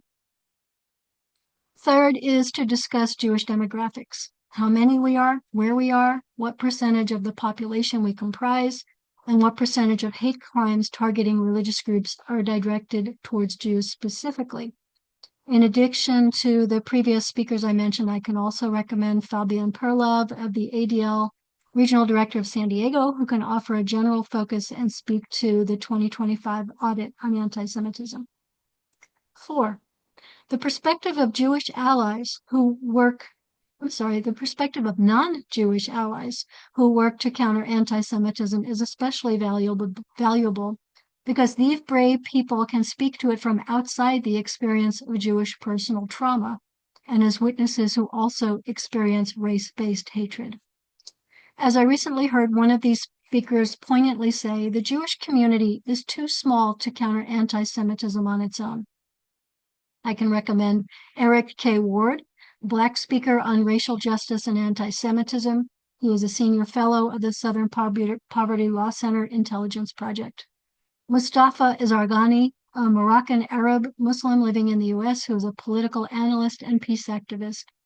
Al Abdallah, the Black CEO of the Urban League of San Diego County, and Anila Ali, a Pakistani American Muslim woman, board chair and president of AMMWEC, American Muslim and Multi-Faith Women's Empowerment Council. And 5 would be faith leaders who address anti-Semitism within their own faith communities. These speakers offered a presentation as a panel at the recent American Jewish Communities Standing Together Against Anti-Semitism Community Summit in San Diego. I asked them whether they would be willing to appear together as a panel for our commission, and they all said yes. Their names are Mary Doak, PhD, Christian theology instructor at University of San Diego, specializing in liberation and political theologies of democracy and religious freedom. Natalia Mahmoud, Associate Director of U.S. Muslim-Jewish Relations at the American Jewish Community in New York, where she serves on the Muslim-Jewish Advisory Council and helps guide its domestic policy agenda. And Rabbi Jason Navarez, who I mentioned earlier, Senior Rabbi of Congregation Beth Israel in San Diego, also President of the San Diego Board of Rabbis and Cantors, and serves on other local boards and steering committees as well. And he is also an inaugural board member to the LGBTQA+ Jewish Coalition of San Diego County. Looking over this list reminded me of how complex anti-Jewish hate is. Its enormity far outstrips the ability of so tiny a people to encounter it. Addressing it adequately may require research into some of the topics I mentioned and more than one forum. Additionally, my recommendations do not delve into the territory of internal disagreements within the Jewish community about sensitive political issues and current events, but rather focuses on experts and individuals who can inform our community about how anti-Semitism manifests and its impacts on the diverse array of Jewish Americans. And finally, I want to thank you, Chair Levin, for placing this item on the agenda, for the opportunity to share some thoughts about how the Commission can thoughtfully address anti-Semitism and recommend some speakers. I'm aware that it has not been our Commission's practice previously to have discussions about speakers for our upcoming forums, and I'm grateful that the purpose and intent of this agenda has been clarified for today's meeting because there was some confusion about it at our previous meeting. Moving forward, I think having this item on our agendas regularly provides a good way for commissioners to provide input to our Community Forums Committee, since the only way we can communicate with each other is during our public meetings in order to comply with the Bagley-Keene Act. So I want to thank everyone for bringing this item forward on the agenda today and providing this opportunity, and also for giving me a few minutes to share my thoughts about how we might address anti-Semitism on this commission. Thank you. Thank you so much. I'd like to open this up, continuing to open this up to my fellow commissioners, and thank you for such an in-depth analysis and selection of speaker folks. I am going to put my statements last. So let's go to Chair Emeritus Russell Roybal. Thank you, Chair Levin, and thank you, Commissioner Adamski, for your suggestions and recommendations, if you could forward those to Alex so that we can have them for the community forum subcommittee, that would be great. One of the things that we have talked about in the forum subcommittee is looking and asking the staff to look at what data is available, either that we have or from partners that we provide, that we get data from, like the ADL, to look at, can we narrow some of the conversation to get to what you were saying, that there's a wealth of content there, and can we be more specific about the impacts in particular in the state? So that's something that the staff is looking into, to get some of that information. So just an FYI on that. And then there were lots of great people on your list. I know Eric Ward. Eric's on the board of the organization that I work for, and he's great. And so I'm excited to go over your suggestions with Regina as we talk about planning for that community forum. Thank you again for your passion and for your recommendations. They're very helpful. Thank you. And now our esteemed Vice Chair Che, floor is yours. Thank you so much. Thank you, Chair Levin. Thank you, Commissioner Damsky. My only issue with your presentation is you've provided so many great speakers. How are they going to choose? So that, of course, is a compliment to the plethora of speakers that you've offered up. I had two additional comments, which is one, I think what Commissioner Damsky initially started with is that I do feel as though it is really important to treat each community as a diverse community. So when we talk about Asian immigrants, when we are talking about people of different faith, that is very important that we start with some basic demographics as a grounding, as a foregrounding for us to understand, to better understand what some of the barriers may be, and how we may be thinking about the data gaps and prevention.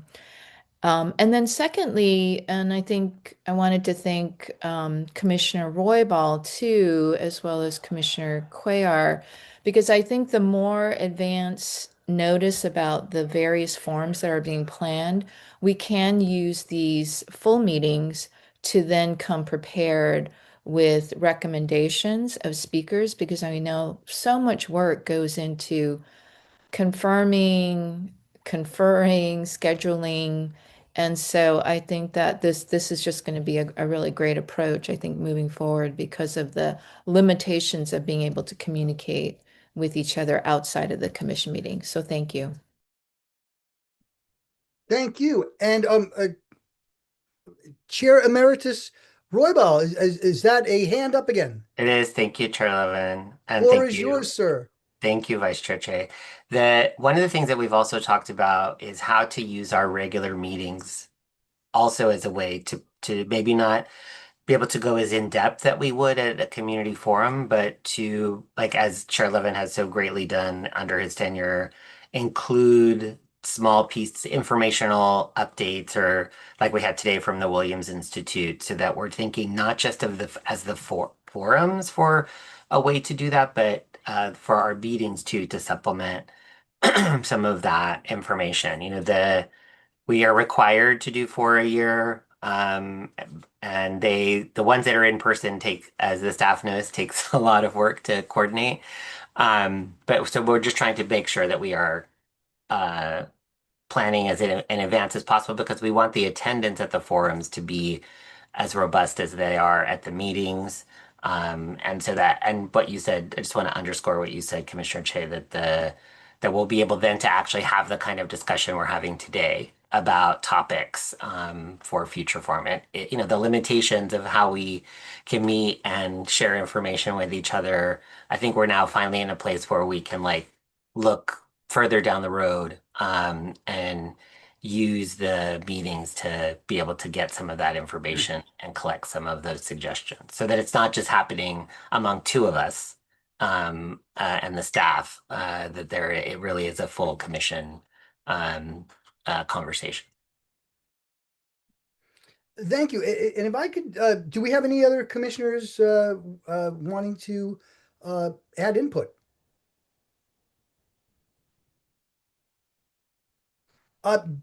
Just and I don't, if this is something that has not been decided or we're not allowed to discuss it, Alec, please chime in. But do we know generally, northern, central, or southern California where this would take place? Because that would assist some of us with regard to potential speakers that might be more local. That's all. I can answer that. I can answer. Regina, or I can answer that. I mean, we have a conversation about should it be in a place or should it be virtual? We tend to have more attendance when it is virtual.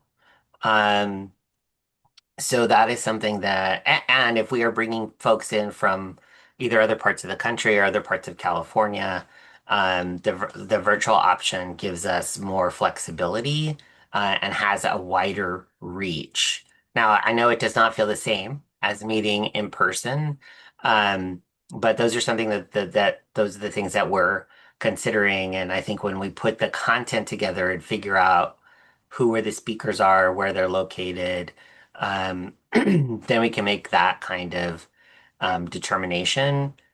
We are trying to, as the forum committee has done in the past, also try to be, when we do go to places that are typically underserved or that often don't get state-based meetings in them. We did the one in Reading last year. So, places that are not the major urban centers of our state. And so that kind of goes into our calculus too. Regina, I don't know if you wanted to say anything more about that. No, I think you're spot on, Commissioner Roybal. Again, I think we're looking at first, again, who will be the presenters, and again, what's their flexibility? Will they be able to come in person? So I think, with Commissioner Dempsey's, all your wonderful recommendations and speakers, I think, we'll kind of go through those and see who's available. So I think not a quick answer for you, Chair Levin, but we're working on it and we'll get to you guys as soon as we know more and who's the availability of everybody. Thank you. Vice Chair Emerita Damsky, the floor is yours. Thank you, Chair Levin. I want to thank everyone for their comments and their input and for the determination to move forward with having a forum on anti-Semitism. I think the discussion about whether to do it in person or online, I think that's an interesting question. I know that we do have our mandate to do a certain number of forums in person, but I think it's equally important that people have access, even though they are recorded when they're live. I think people can have more immediate access and provide more immediate input when we do our programs online. Thanks, everyone. Thank you. And if I could have the temerity of adding just a few folks, because Commissioner Damsky already listed a lot of the folks that I would have suggested. I know Eric Ward so long ago. I remember when we both had young hair. But in any event, some folks. And by the way, one of the things that I did not want to do with the regular meetings is kind of I don't want to use the word cannibalize, but in other words, include people that might have been a first or second choice for the big four, and since we don't speak together, but some folks that I would suggest, especially if we're going to possibly have it virtually, I would like to get a victim or survivor. And I really don't want to go over names right now on that because the sensitivity is involved. But that's something that I've been working on. I also would like to get Pulitzer Prize winner Eric Lischblau, who just wrote a book that looks at hate in California, particularly the radical neo-Nazis. He's a two-time Pulitzer winner, and there's a story because one of his Pulitzers was stolen at the function, but you'll have to wait for that. Another person who I thought would be, and boy, I tell you, it's like just the thoroughness of your research on this, Commissioner Damsky, has been wonderful. Some folks that I would also suggest would be Seth Brisk, who is now with American Jewish Committee, their regional director up in San Francisco. He's wonderful, and he used to previously work for ADL. Ken Stern, who previously worked on anti-Semitism issues for decades for the American Jewish Committee, and now runs the Bard Center on the Study of Hate. And he's also the author of the IHRA, or co-author rather. Joanna Mendelson, who's with Jewish Federation in Los Angeles, who served many years at the ADL and was the primary expert on extremists with regard to the Jewish that were a threat to the Jewish community for many, many years, and is a wonderful presenter. That's Joanna Mendelson. Rick Eaton, who is an expert on all forms of hate, but pioneered the Simon Wiesenthal Center reports on internet hate back when you could count it all. So he's someone who I think is wonderful as well. So yeah, Eric Ward, love him. He's an amazing speaker with regard to interfaith, and is great on panels.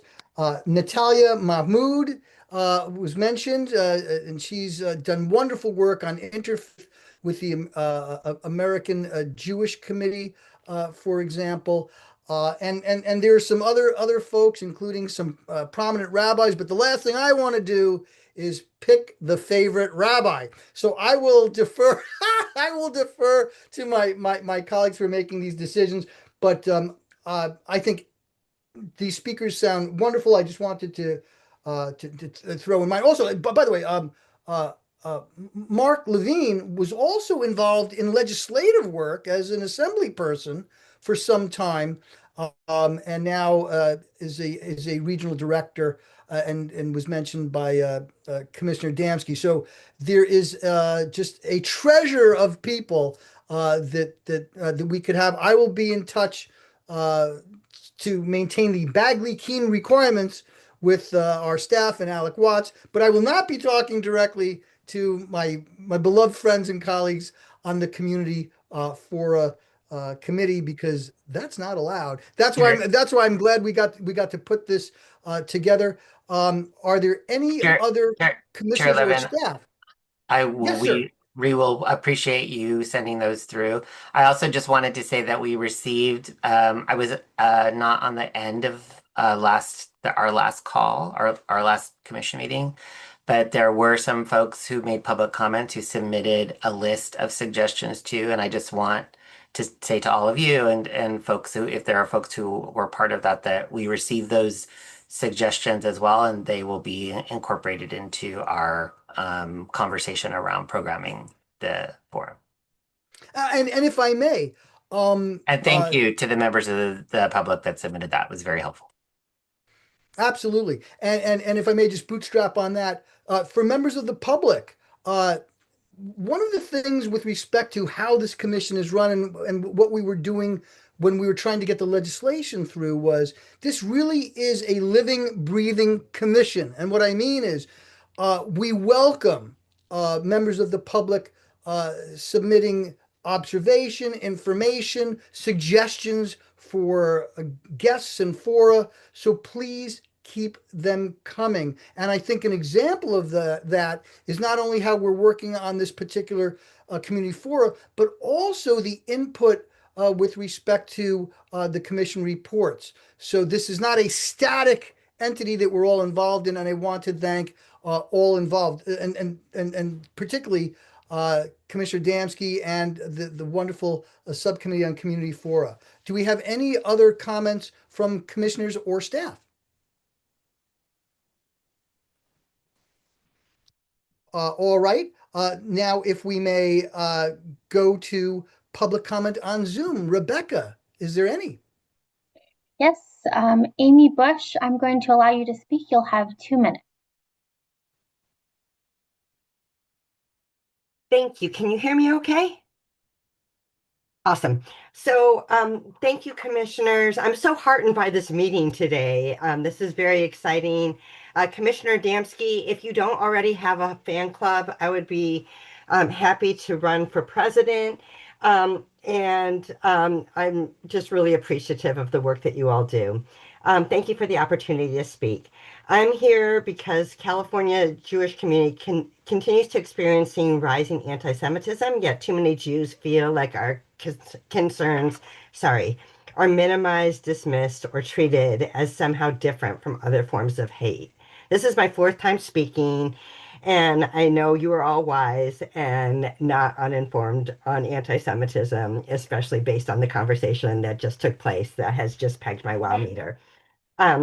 I do want to provide you, though, with a few examples of the troubling gaps that many Jews are still experiencing when it comes to combating hate. One is with the Department of Motor Vehicles. And while I know that this commission does not oversee the DMV, because you're both affiliated with the state, I'm hoping to ask for some help here. And the reason why I'm raising this during this particular agenda item is because when we talk about potential speakers, this issue speaks to the culture surrounding anti-Semitism today. So whether this is a hate crime or a hate incident, not for me to say, but troubling nonetheless. So recently, the California DMV has approved license plates that read W Hamas, N Fatah, and 10-7 Gaza. Obviously, all anti-Semitic, concerning. I'm sure the DMV has a process that's vetting in terms of what is considered hate and what is You not. have 30 seconds. I'm sorry? I'm sorry, you just have 30 seconds, but thank you. Please continue. Okay. So I just want to, when you think about, I want to just say that as you consider who your speakers are going to be, there's always an emphasis on data and differentiating between hate crimes and hate incidents. But whatever is the landscape that allows this to be approved and go unchecked is really undermining part of our daily experience as Jews in California. California no longer feels like a safe place for me to be as a Jewish woman. And I thank you for your work and your efforts and all that you will do, and the speakers who will enlighten us all to help make this safe. Thank you for your time. Thank you so much, and thank you for your courage and that of all speakers from the public who show up and offer their opinions. Thank you so much. Do we have any other public comment on Zoom? Dr. Goodsell. We do, yes. Julie Hyman, I'm going to allow you to speak. You'll have 2 minutes.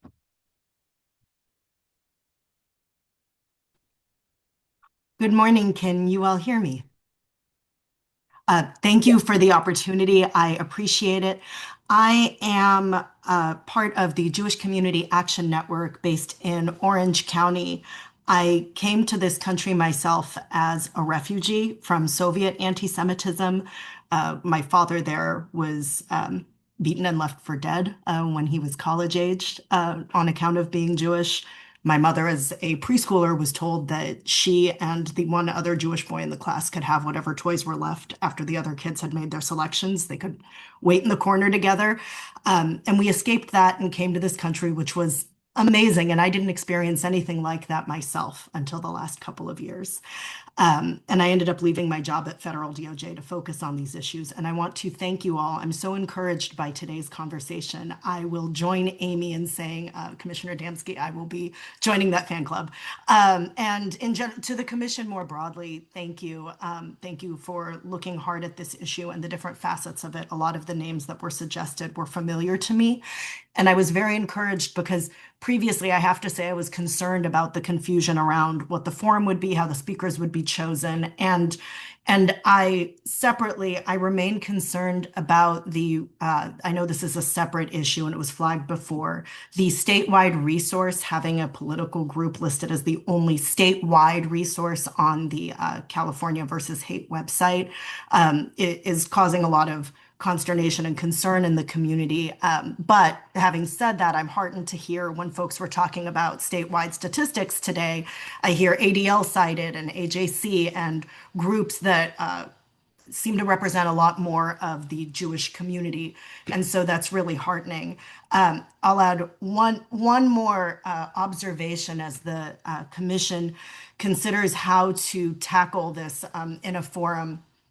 One thing that we've run across is a fundamental misunderstanding. I not here, but out in the world. You have 30 seconds. Thank you, Chair Levin. When trying to tackle this issue, when we cited a local rabbi was attacked viciously with all kinds of anti-Semitic slander, my rabbi, but it doesn't matter. As Chair Levin said, we don't choose favorites. And when we flagged that to a group that was purporting to tackle hate, they said, well, yes, but there are two sides to this issue because the attacks were related to Israel and the events of the war. And that's something, there may be two sides to political disagreements or border disagreements, but there aren't two sides to whether anybody, because of their identity, should suffer attacks. And so I hope that the commission looks at how to tackle that as well. It's not a matter of politics. It's a matter of hate when something like that happens. Thank you all for your work. Thank you. And also, please, if members of the public have information, they can send it to us here. So please do. And thank you for coming and making your observations known. This is really important to us. So thank you, Julie, for this and your previous work. Do we have any other public comment on Zoom, Dr. Goodsell? No other public comment on Zoom. All righty. Adrian, do we have any emailed public comment? No email public comment. Zeleny, do we have any public comment in the room in Sacramento? No public comment in the room. All right. I'm going to then, unless there is any further discussion here, move on to our next topic, which is discussion of civil rights and civil liberties. Since we don't have to take any action, I believe, on our agenda item number 6, which was discussion on speakers on anti-Semitism at future commission events. So now we'll go on to agenda item number 7, discussion of civil rights and civil liberties. Because we've been covering so much today, I'm actually going to just truncate to just one announcement, and that is because folks might not have heard this.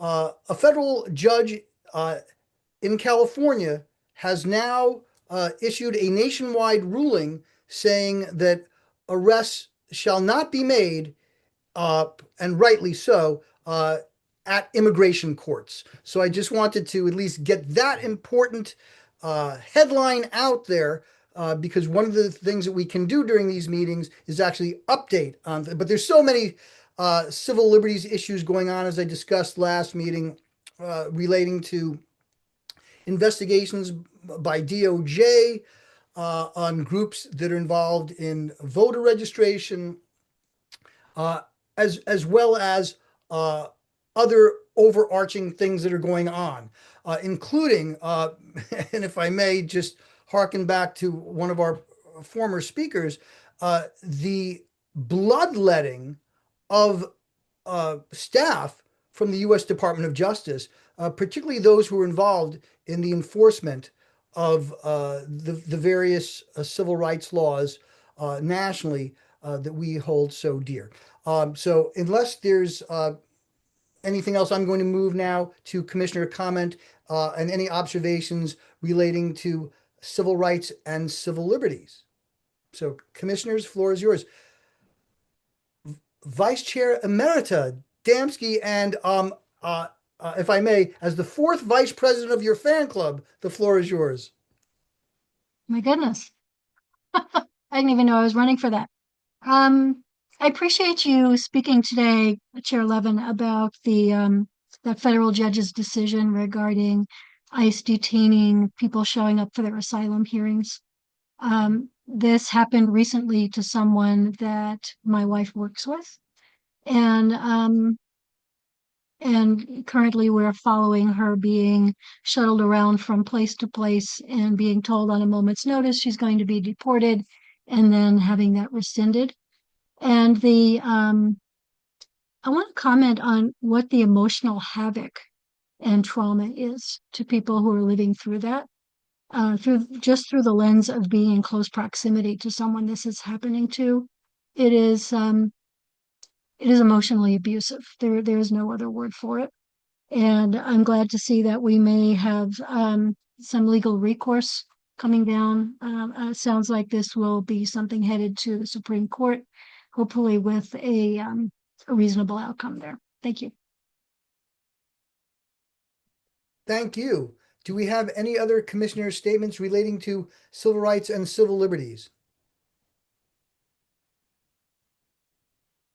And that includes staff as well, please. You were included as well. If not, then Rebecca, can we move to public comment on Zoom? Yes, there's no public comment on Zoom. All right. Adrian, do we have any emailed public comment? No email public comment. All right. Zeleny, do we have any public comment in the room? No public comment in the room. Okay. We will now move on then without further ado to agenda item number 8, commission member announcements.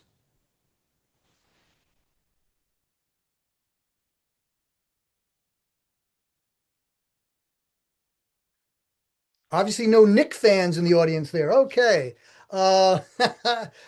Just before, Commissioner Damsky, floor is. Thank you, Chair Levin. My computer was a little slow to respond to my raise hand button. Wanted to announce to the commission and our staff as well that I am communicating with my state senator about the possibility of renewing my appointment to this commission. So that is a conversation that is happening. Just wanted to give you an update on that, and hopefully this will be an easy, quick process, and I'll be working with you for the next 4 years as well. Thank you. Looking forward to it, but I would like to just ask a procedural question to our staff. Alec, is there any, I know we haven't done it before, but is there any process where the commission is allowed to send a letter or something? Or is that something that is totally verboten? So I just wanted to ask that, or if we don't know right away, if we could have staff look into that. We'll look into it. Thanks. Thank you so much. Do we have any other commissioner announcements?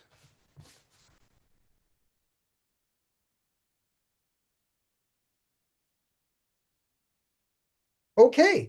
I'd like to then move to public comment. Rebecca, do we have any public comment on Zoom? No public comment on Zoom.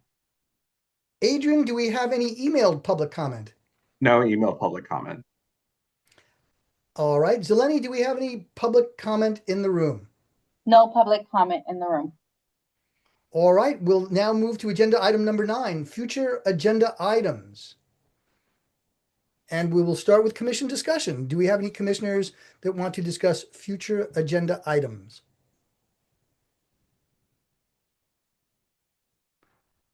Commissioner Damsky. Thank you, Chair Levin. I just want to track where we are with looking at a way to include one or more youth commissioners on our commission.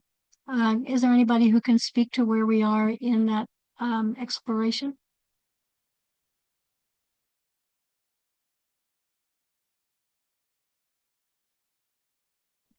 I have a suggestion for someone with the California Association of Human Relations Organizations, and I will forward that to staff. A young person. Thank I'm you, happy Chair to Levin. provide an update. So if you remember, this agenda item was sort of kicked over to the Subcommittee on Community Forums, and we're still working through the process.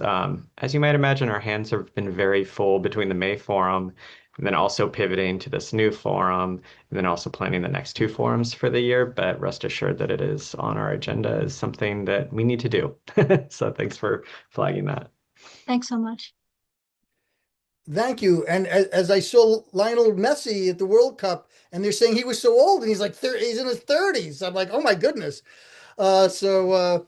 Thank you for working on that as well. Do we have any other commissioners with respect to future agenda items?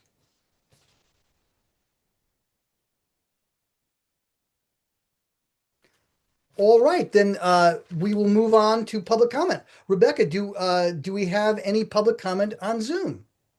No public comment on Zoom. Thank you. Adrian, do we have any emailed public comment? No email public comment. All right. Zeleny, do we have any public comment in the room in Sacramento? No public comment in the room. All right. We will now move on to agenda item number 10. Public comment on items not on the agenda. The commission may not discuss or act on any matter raised during the public comment section that is not included on this agenda, except whether to decide to place the matter on the agenda of a future meeting. Chairs are also allowed just to make clarifications and routing types of statements. In other words, this particular item is X, and we're going to send it to Y. For those who would like to make public comment, again, remember, on Zoom, you can press the raise hand button. On the phone, *9 to raise your hand, *6 to unmute. In person, raise your hand, and there's a 2-minute limit. Do we have any public comment? First with regard to commission discussion.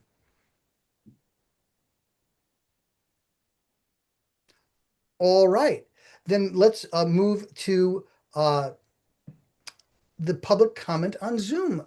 Rebecca, do we have any? No public comment on Zoom. Adrian, do we have any emailed public comment? No email public comment. Zeleny, do we have any public comment in the room? No public comment in the room. All right, we're now going to get to item number 11. This meeting is adjourned at 11:30. I'm sorry, to 11:30 a.m. Pacific time. And thank you all. Thanks, everyone.